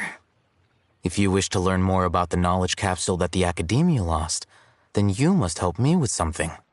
I need you to find someone named Dory, a traveling merchant. Unlike the peddlers who hawk inferior knowledge capsules, she often has quality goods in stock. Some say that as long as there is profit to be made, there's nothing she won't dare to sell. She's guarded against people from the academia because most of her wares don't comply with academia regulations. I think she blacklisted me. I met with her informant, but it soon became clear that they had no intention of letting me get any further. Become one of Dory's customers and earn her trust. This is my condition for further collaboration. Why do you want us to meet with her? Until you complete this task, you don't have question privileges. Fine. So how do we go about doing this? You two are outlanders who haven't been here for long, so Dory should view you as safe clients. I'll give you the informant's address and their contact password. Beyond the password, though, I have no way of knowing what other tricks she might have up her sleeve. You'll have to improvise. This is kind of nerve-wracking. The true challenge begins after you meet her. She has a keen nose for Mora and a shrewd eye for wares, and she only likes customers who she deems to have good taste. I'll prepare some funds for you. Buy her highest quality wares and earn her approval. But we only just saw a knowledge capsule for the first time. We don't know how to tell which ones are good and which ones are bad. Is that something we can learn quickly? That's true. Have you two heard of elemental sight? Oh, well, that's a surprise. Guess I'll have to hold you in higher regard. Anyway, that ability should resolve your issue.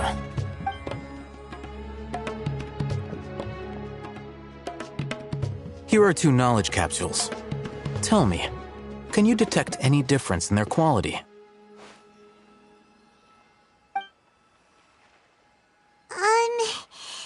They look the same to Paimon. Try inspecting them with elemental sight. How'd it go? Did you see anything? Rumor has it that higher quality knowledge capsules generally appear brighter when viewed through elemental sight. That's because knowledge originates from Irminsul, the root of Dendro power itself. The more powerful the knowledge, the richer it is in Dendro energy. However, some canned knowledge with a high concentration of elemental energy is of little use in contemporary times, so those capsules are of little value. Using elemental sight is merely a stopgap measure, but it should suffice for earning Dory's trust. That sounds pretty impressive. Here's a sheet with the informant's location and contact password, and here is the Mora for purchasing canned knowledge. Don't be cheap. You'll need to spend to catch Dory's eye. If there's any Mora left over, just keep it. Oh, and be sure to exercise some caution. There have been Matra present in Port Ormos lately. Your efforts will be for naught if they catch you. Matra? They belong to the Academia's regulatory body. They also handle cases of illegal canned knowledge transactions. Like I said, the Academia has banned both their trade and possession. The Matra are razor sharp. You're in for nothing good if they lock their sights onto you. If you two want to back out, now's the time. Okay, then we have a deal. If you succeed in your dealings with Dory, come find me at the Wikela Funduk. We'll have an open discussion then. Looking at what Al-Haytham wrote, Dory's informant is a trader near Old Ormos. Let's follow these instructions and try to get in contact with him.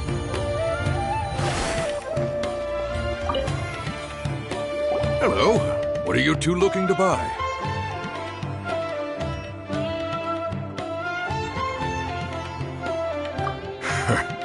What a unique palette. We have unripe horror fruits, but we usually keep them in the back. I'll have someone escort you. Following the paper got us past the first round. Ronak, these two want to buy unripe horror fruits. Show them to the warehouse. Got it. You two, please follow me. You two have a fascinating fashion sense. We haven't seen a customer wearing a Sumeru rose for quite some time. Every shift deserves... Hold on. Let me think. Sumeru rose means common merch. No, look again. We're obviously wearing morning flowers. Ah, my mistake. I do apologize. Whew. That pop quiz sure was scary. Ah, the warehouse is up ahead. Please follow me.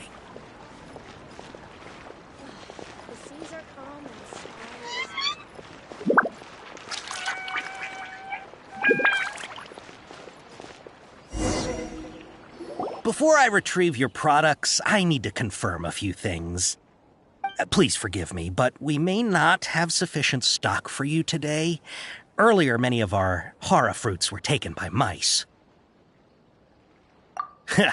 Thanks. If better goods come in, you'll be the first to know. You look like you have some skill. Why don't I pick out some fruits that'll make you dizzy?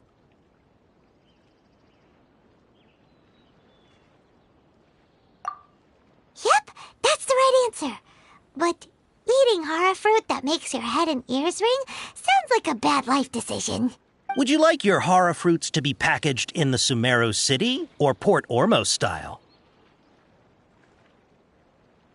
Wow, you two sure are generous customers. We'll be sure to package your products beautifully. Okay, everything has been confirmed. Miss Dory is waiting for you up at... Shoot, it's the Matra! Run!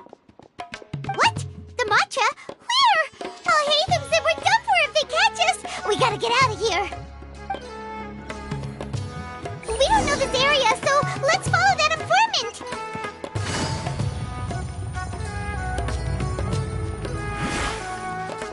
Take it easy.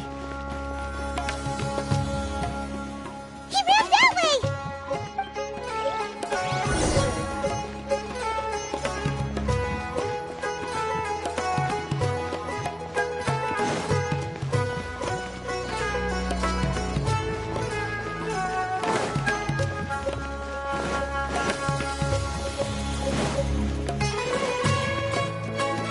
Look, he's over there!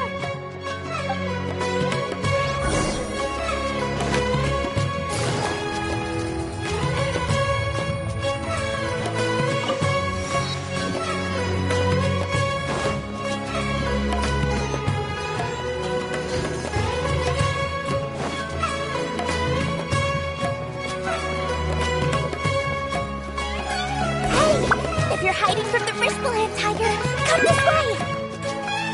Another password! Huh? Oh, that voice came from behind the building on the right! Here, over here. You can stop running now.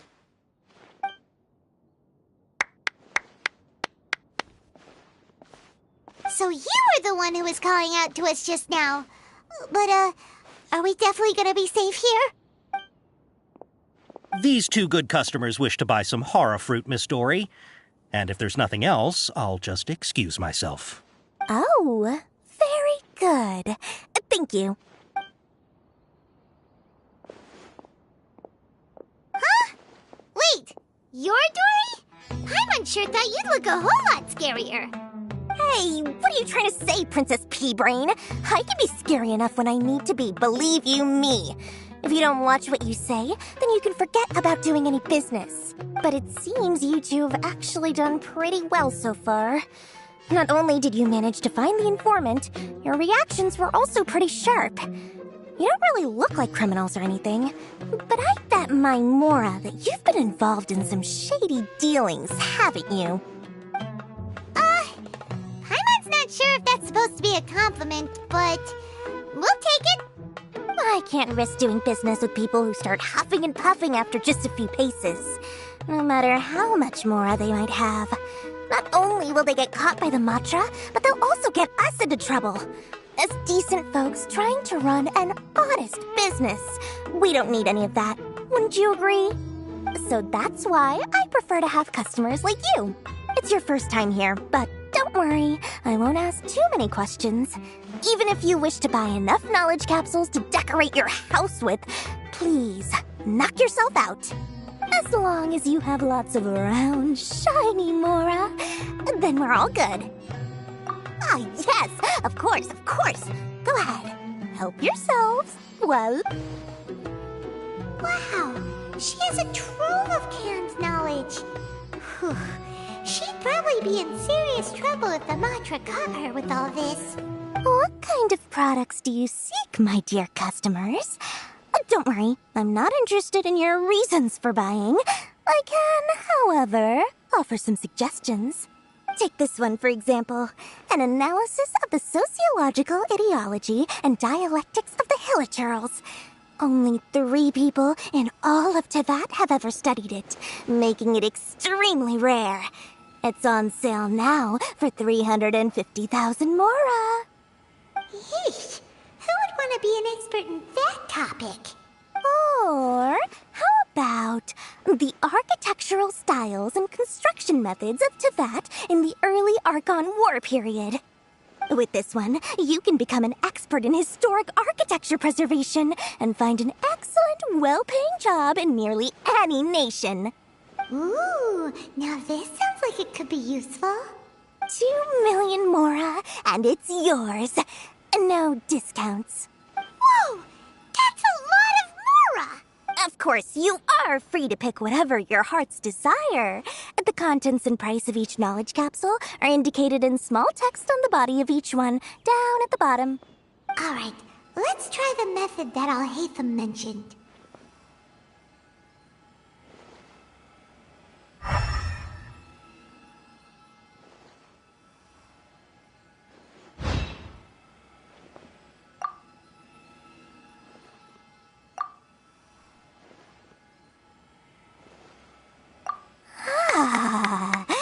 You've really got a good head on your shoulders, and quite the eye for quality.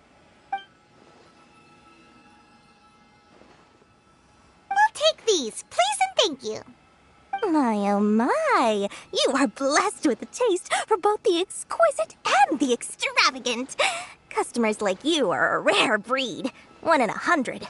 No, 1 in 1,000 even. Listen, I have a special offer for you two. If you spend just 100,000 mora more, you can pick any knowledge capsule of your choice up to a value of 1 million mora. Say what now? Hey, did you hear that? Spend another 100K and we get a capsule worth a whole million!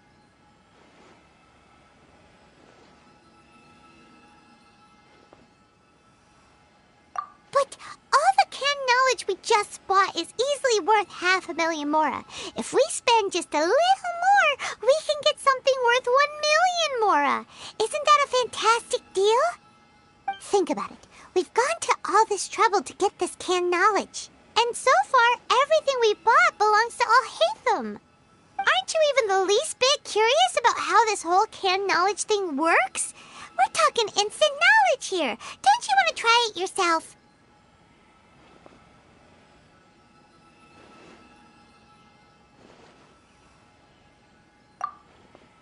Come on, come on! We still have around 100,000 of Al-Haytham's mora left, so let's put it to good use by finding something useful for you. Ahem, you've got a deal, Dory. We'd like to spend an extra 100,000 mora. Excellent! Then please, select from this fine collection of canned knowledge over here. Hold on a second. Paimon thought we could choose whatever we wanted. Why can't we choose the ones from over there? Oh, but my dear customer, the knowledge capsules over here are worth 1 million mora each. I'm sure discerning customers like yourselves will be able to find something to your liking. Please, take your time. Uh-oh, Paimon has a bad feeling about this. Let's use Elemental Sight again to check these.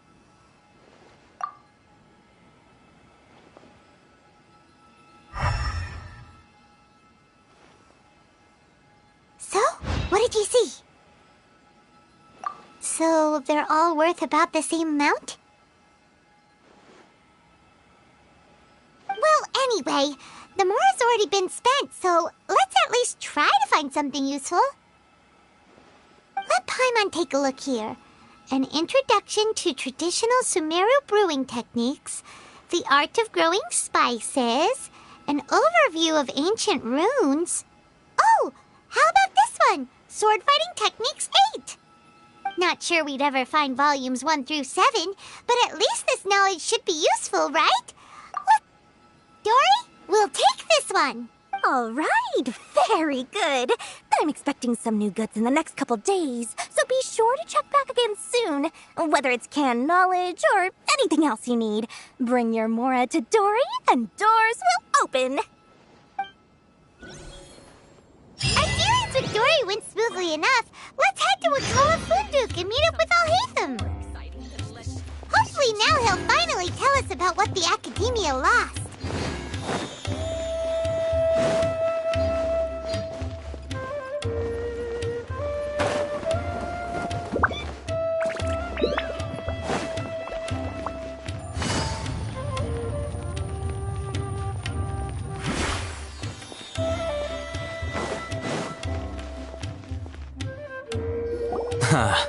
You two made it. And from the looks on your faces, you were successful. Whoa, there's so many people from the Academia here. Why would you pick this place as our meetup spot? Well, Wakela Funduk is under the Academia's control, so naturally the Academia has people working here. I came to Port Ormos under the pretense of conducting official business. You're a pretty daring guy. Relax. No one here is interested in anything we say, and the Matcha won't come here. Okay now, tell me how your encounter with Dory went. Okay, we did what you asked. So, can you tell us about the knowledge capsule that the Academia lost now? Before that, I have to ask. Why are you two so intent on tracking it down? You don't have to answer, of course. Yeah, she just wants to meet the God of Wisdom and ask her about something important. We've been in Sumeru for a while now, but we still haven't found a way. When we heard that the Academia had lost something that might be related to the gods, we came here in case it turned out to be our lucky break. In that case, you're on the right track. A short while ago, the Academia lost a knowledge capsule in the desert. It's supposedly a divine knowledge capsule.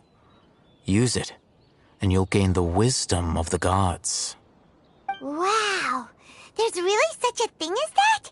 Hey, if we find it, do you think we could learn how to meet the Dendro Archon? Ooh, or even how to find your brother? I highly doubt it has any mystical properties.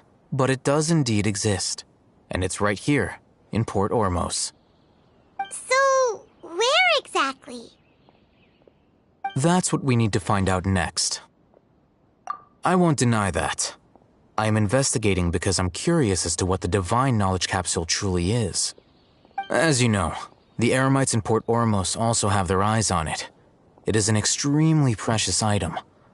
The knowledge contained within may bring great power or wealth to whoever has it in their possession. Several brigades have been vying for ownership of it as of late, but there is still no victor.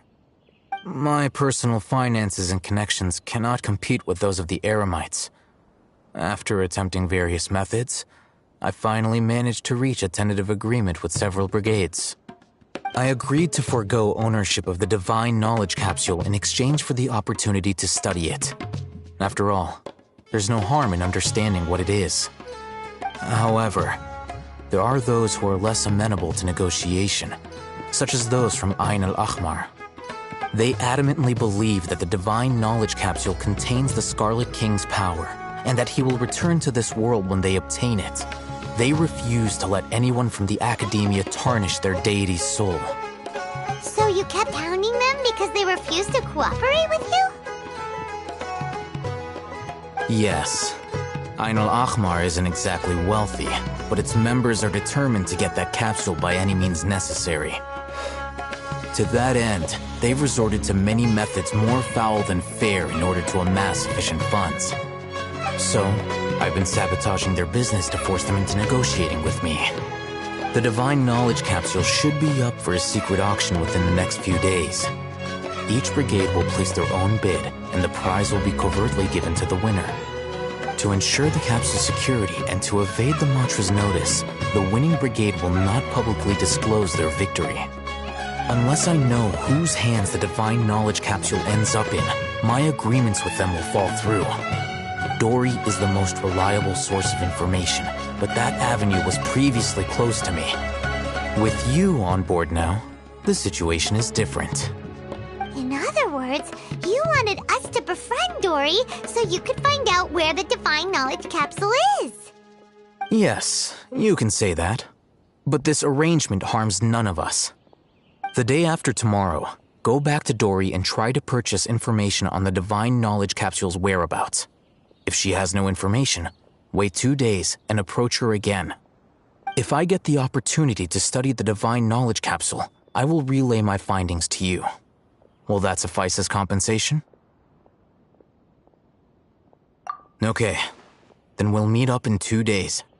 Haytham, before you go, we actually bought a knowledge capsule for ourselves, but we're not sure how to use it. You two want to try using a knowledge capsule? Sure, I can teach you. Doing so right under the Academia's nose is a bit problematic, though. What do you say we head to the outskirts of town? I thought so. But nope, everywhere's the same.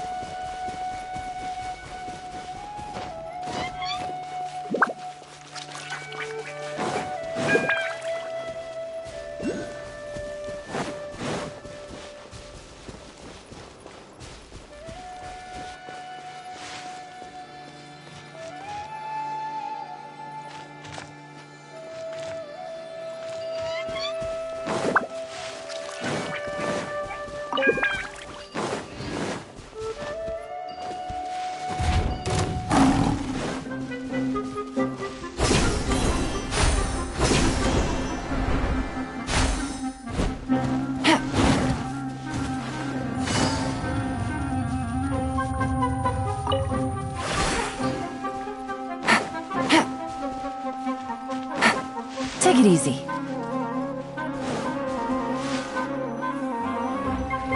All right, this place works. Show me the capsule you purchased. Here. Sword Fighting Techniques 8. Huh. A combat class knowledge capsule. This class is something of a rare find these days, since most have been taken by the Eremites to augment their battle capabilities. Really? Ah, yeah, what a great buy!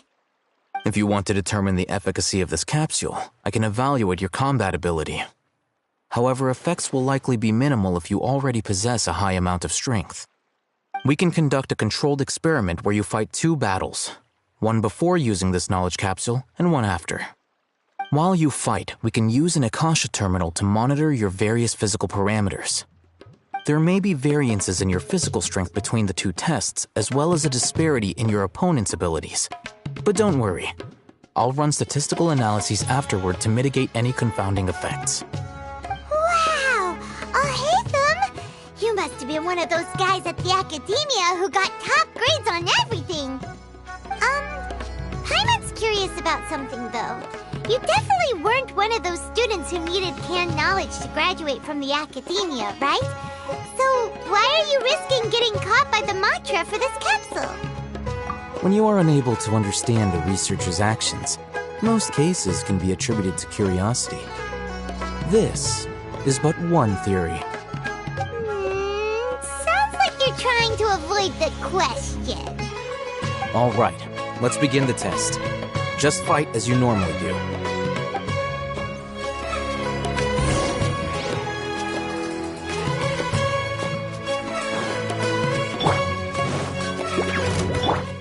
By royal decree, the fuse is lit!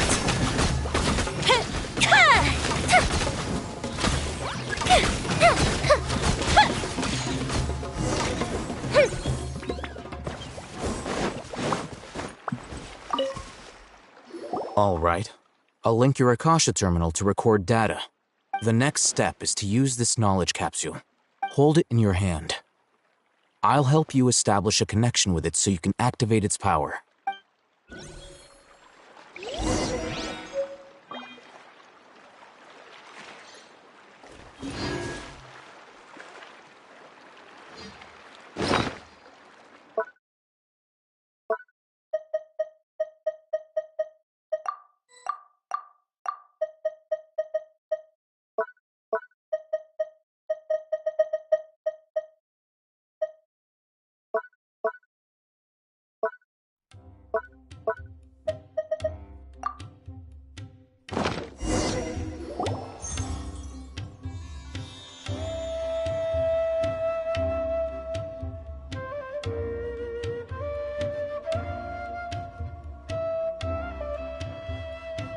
Hey, how are you feeling?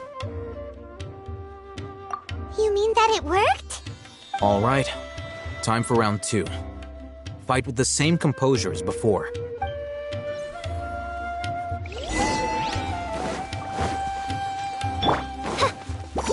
Oz, review! Time for a light show!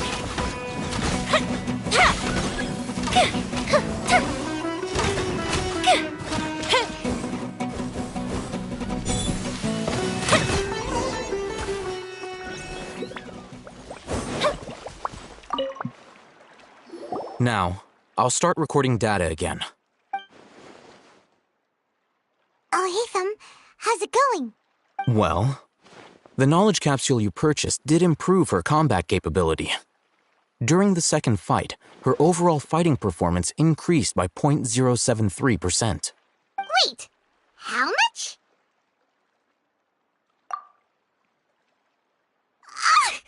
Dory's such a jerk! She totally scammed us! 1 million mora? This thing isn't worth a tenth of that amount! Of course, this could be because she is so powerful that the capsule's contents were unable to produce a substantial increase. At the very least, this test allowed me to gain more insight into you two. Our deal seems increasingly worth my investment.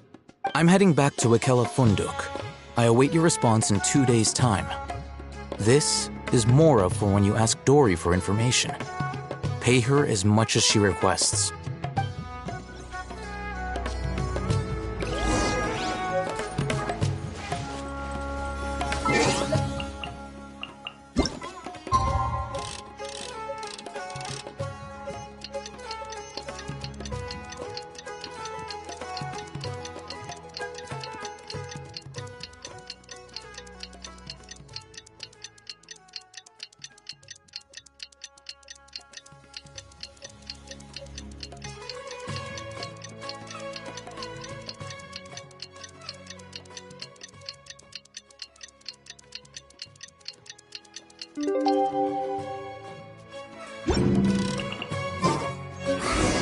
Let's see Dory today and ask her about where the divine knowledge capsule is.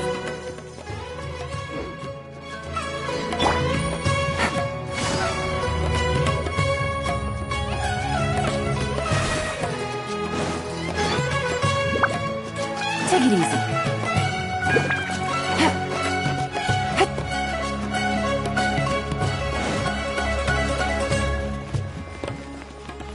Take it easy.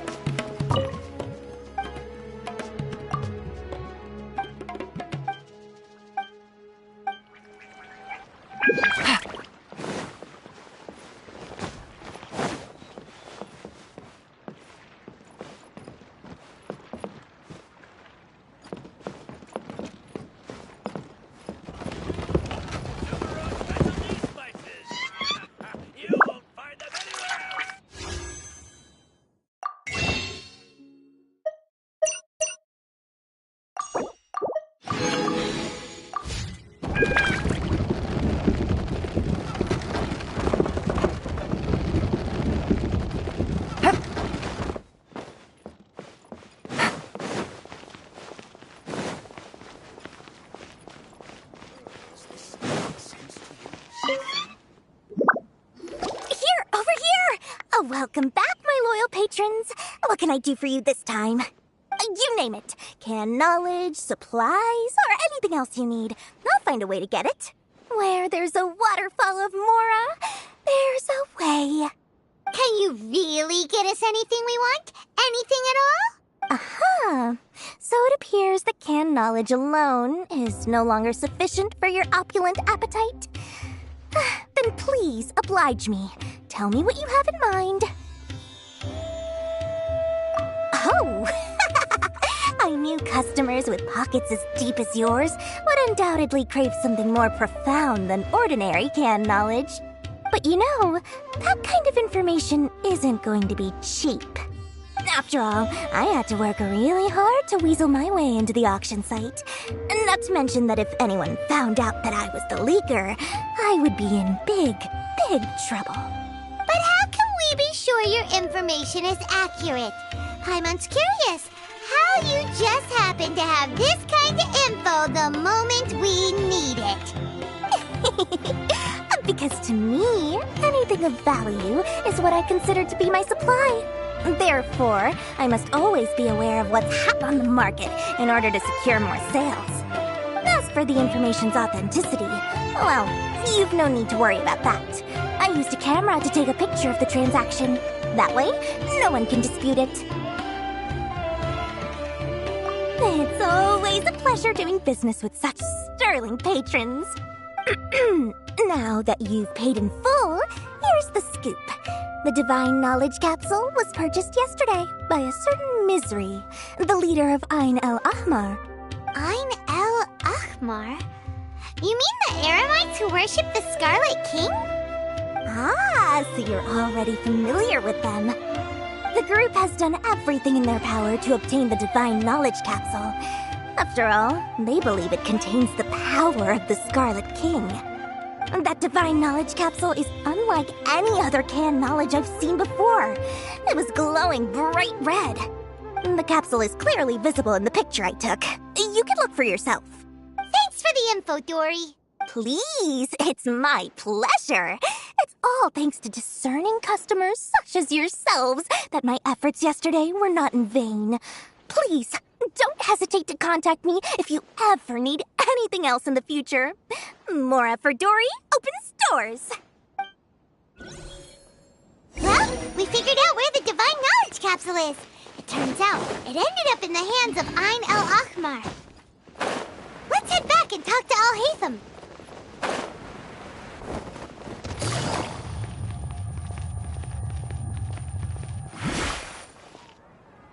Al-Haytham! We got the info you wanted! Really? All right. Let's hear it. Dory even gave us evidence to verify the intel. Have a look. Huh, look at that. Clear as day. It must have taken some guts just to infiltrate the scene of the Eremites' transaction. But then to get close enough to take a picture like this. Bold move, Dory. Very bold move. All right. The person in this picture is indeed Misery, the leader of Ain el Ahmar. And the glowing red capsule he's holding appears to be the Divine Knowledge Capsule. In which case, if we play our cards right, when we confront them next week, we should be able to force them to show their hand. At first, Paimon didn't get why you were provoking these Ain el Ahmar guys. But now, it sort of makes sense. Everything's playing right into your hands. After we defeat them, we can finally have a serious talk with their boss and get them to lend us the Divine Knowledge Capsule. Thank you for your time and efforts. Take a few days off while I make some preparations. Let's meet up again on the afternoon of the arranged date, 3 o'clock sharp. See you then.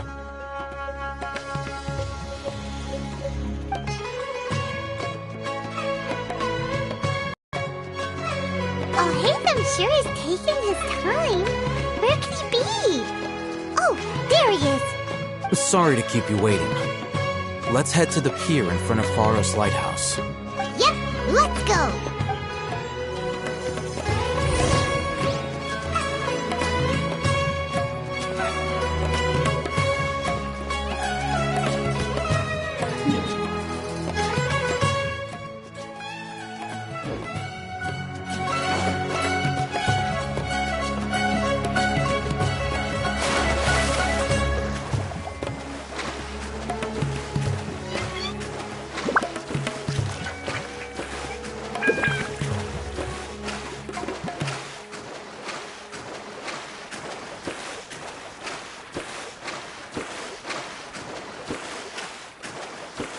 Take it easy.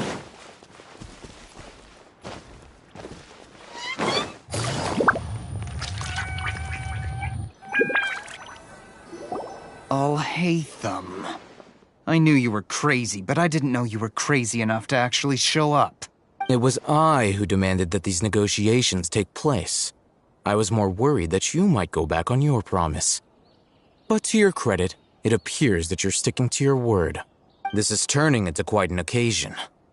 I also brought some backup. I assume you don't mind. Backup? Aren't you the brat from the restaurant the other day? You've come to support this lunatic because he helped you out? Fine, your funeral.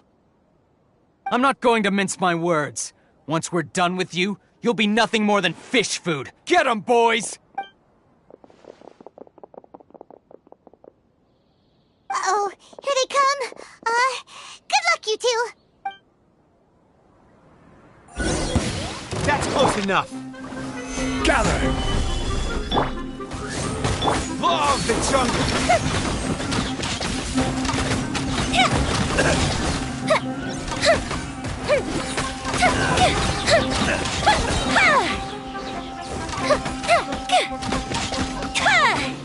Try to keep up!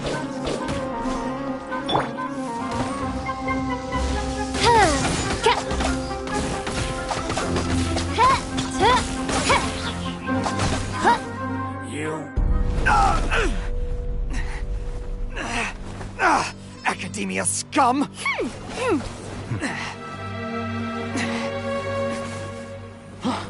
Boss! Finally! Did you use it? Great! Now we can...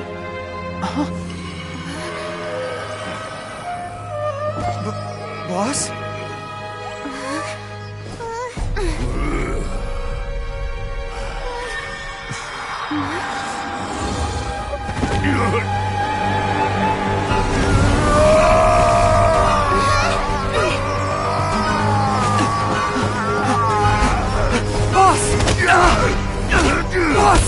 What's wrong? What happened to him? We have to cut his Akasha connection, now.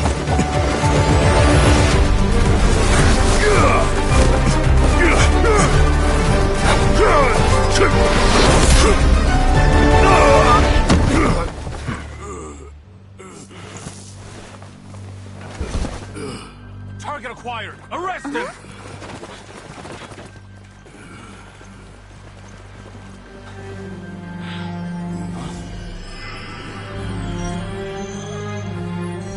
Do not impede our work. Is that understood, Alhaitham?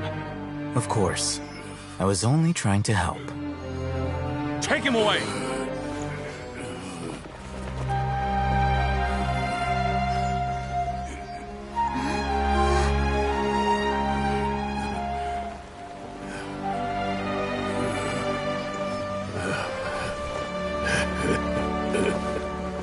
World, forget me.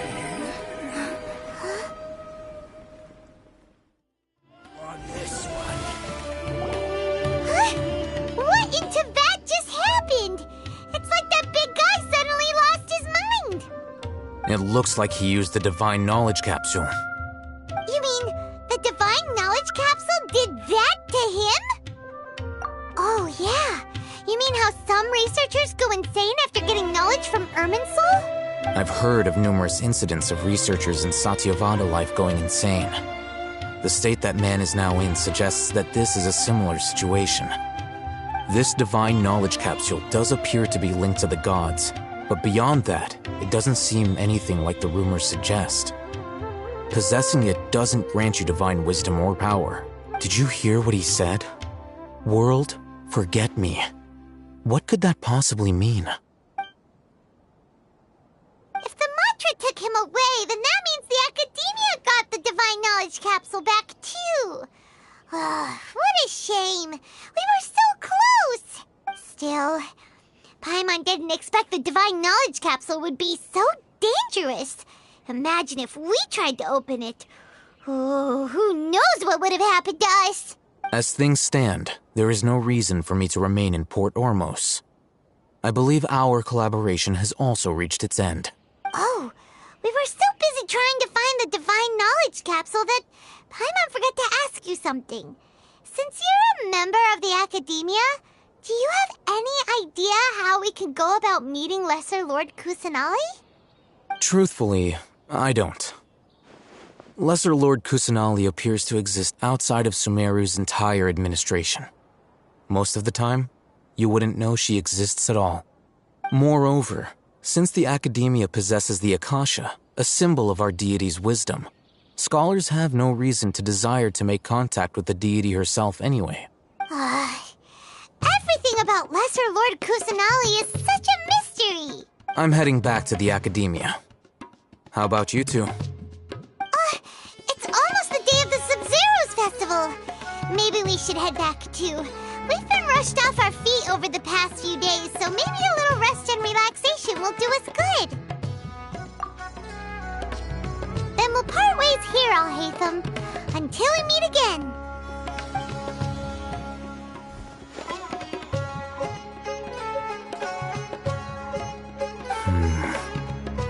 Now, do I deal with this thing first? Or should I produce the report that the higher-ups require?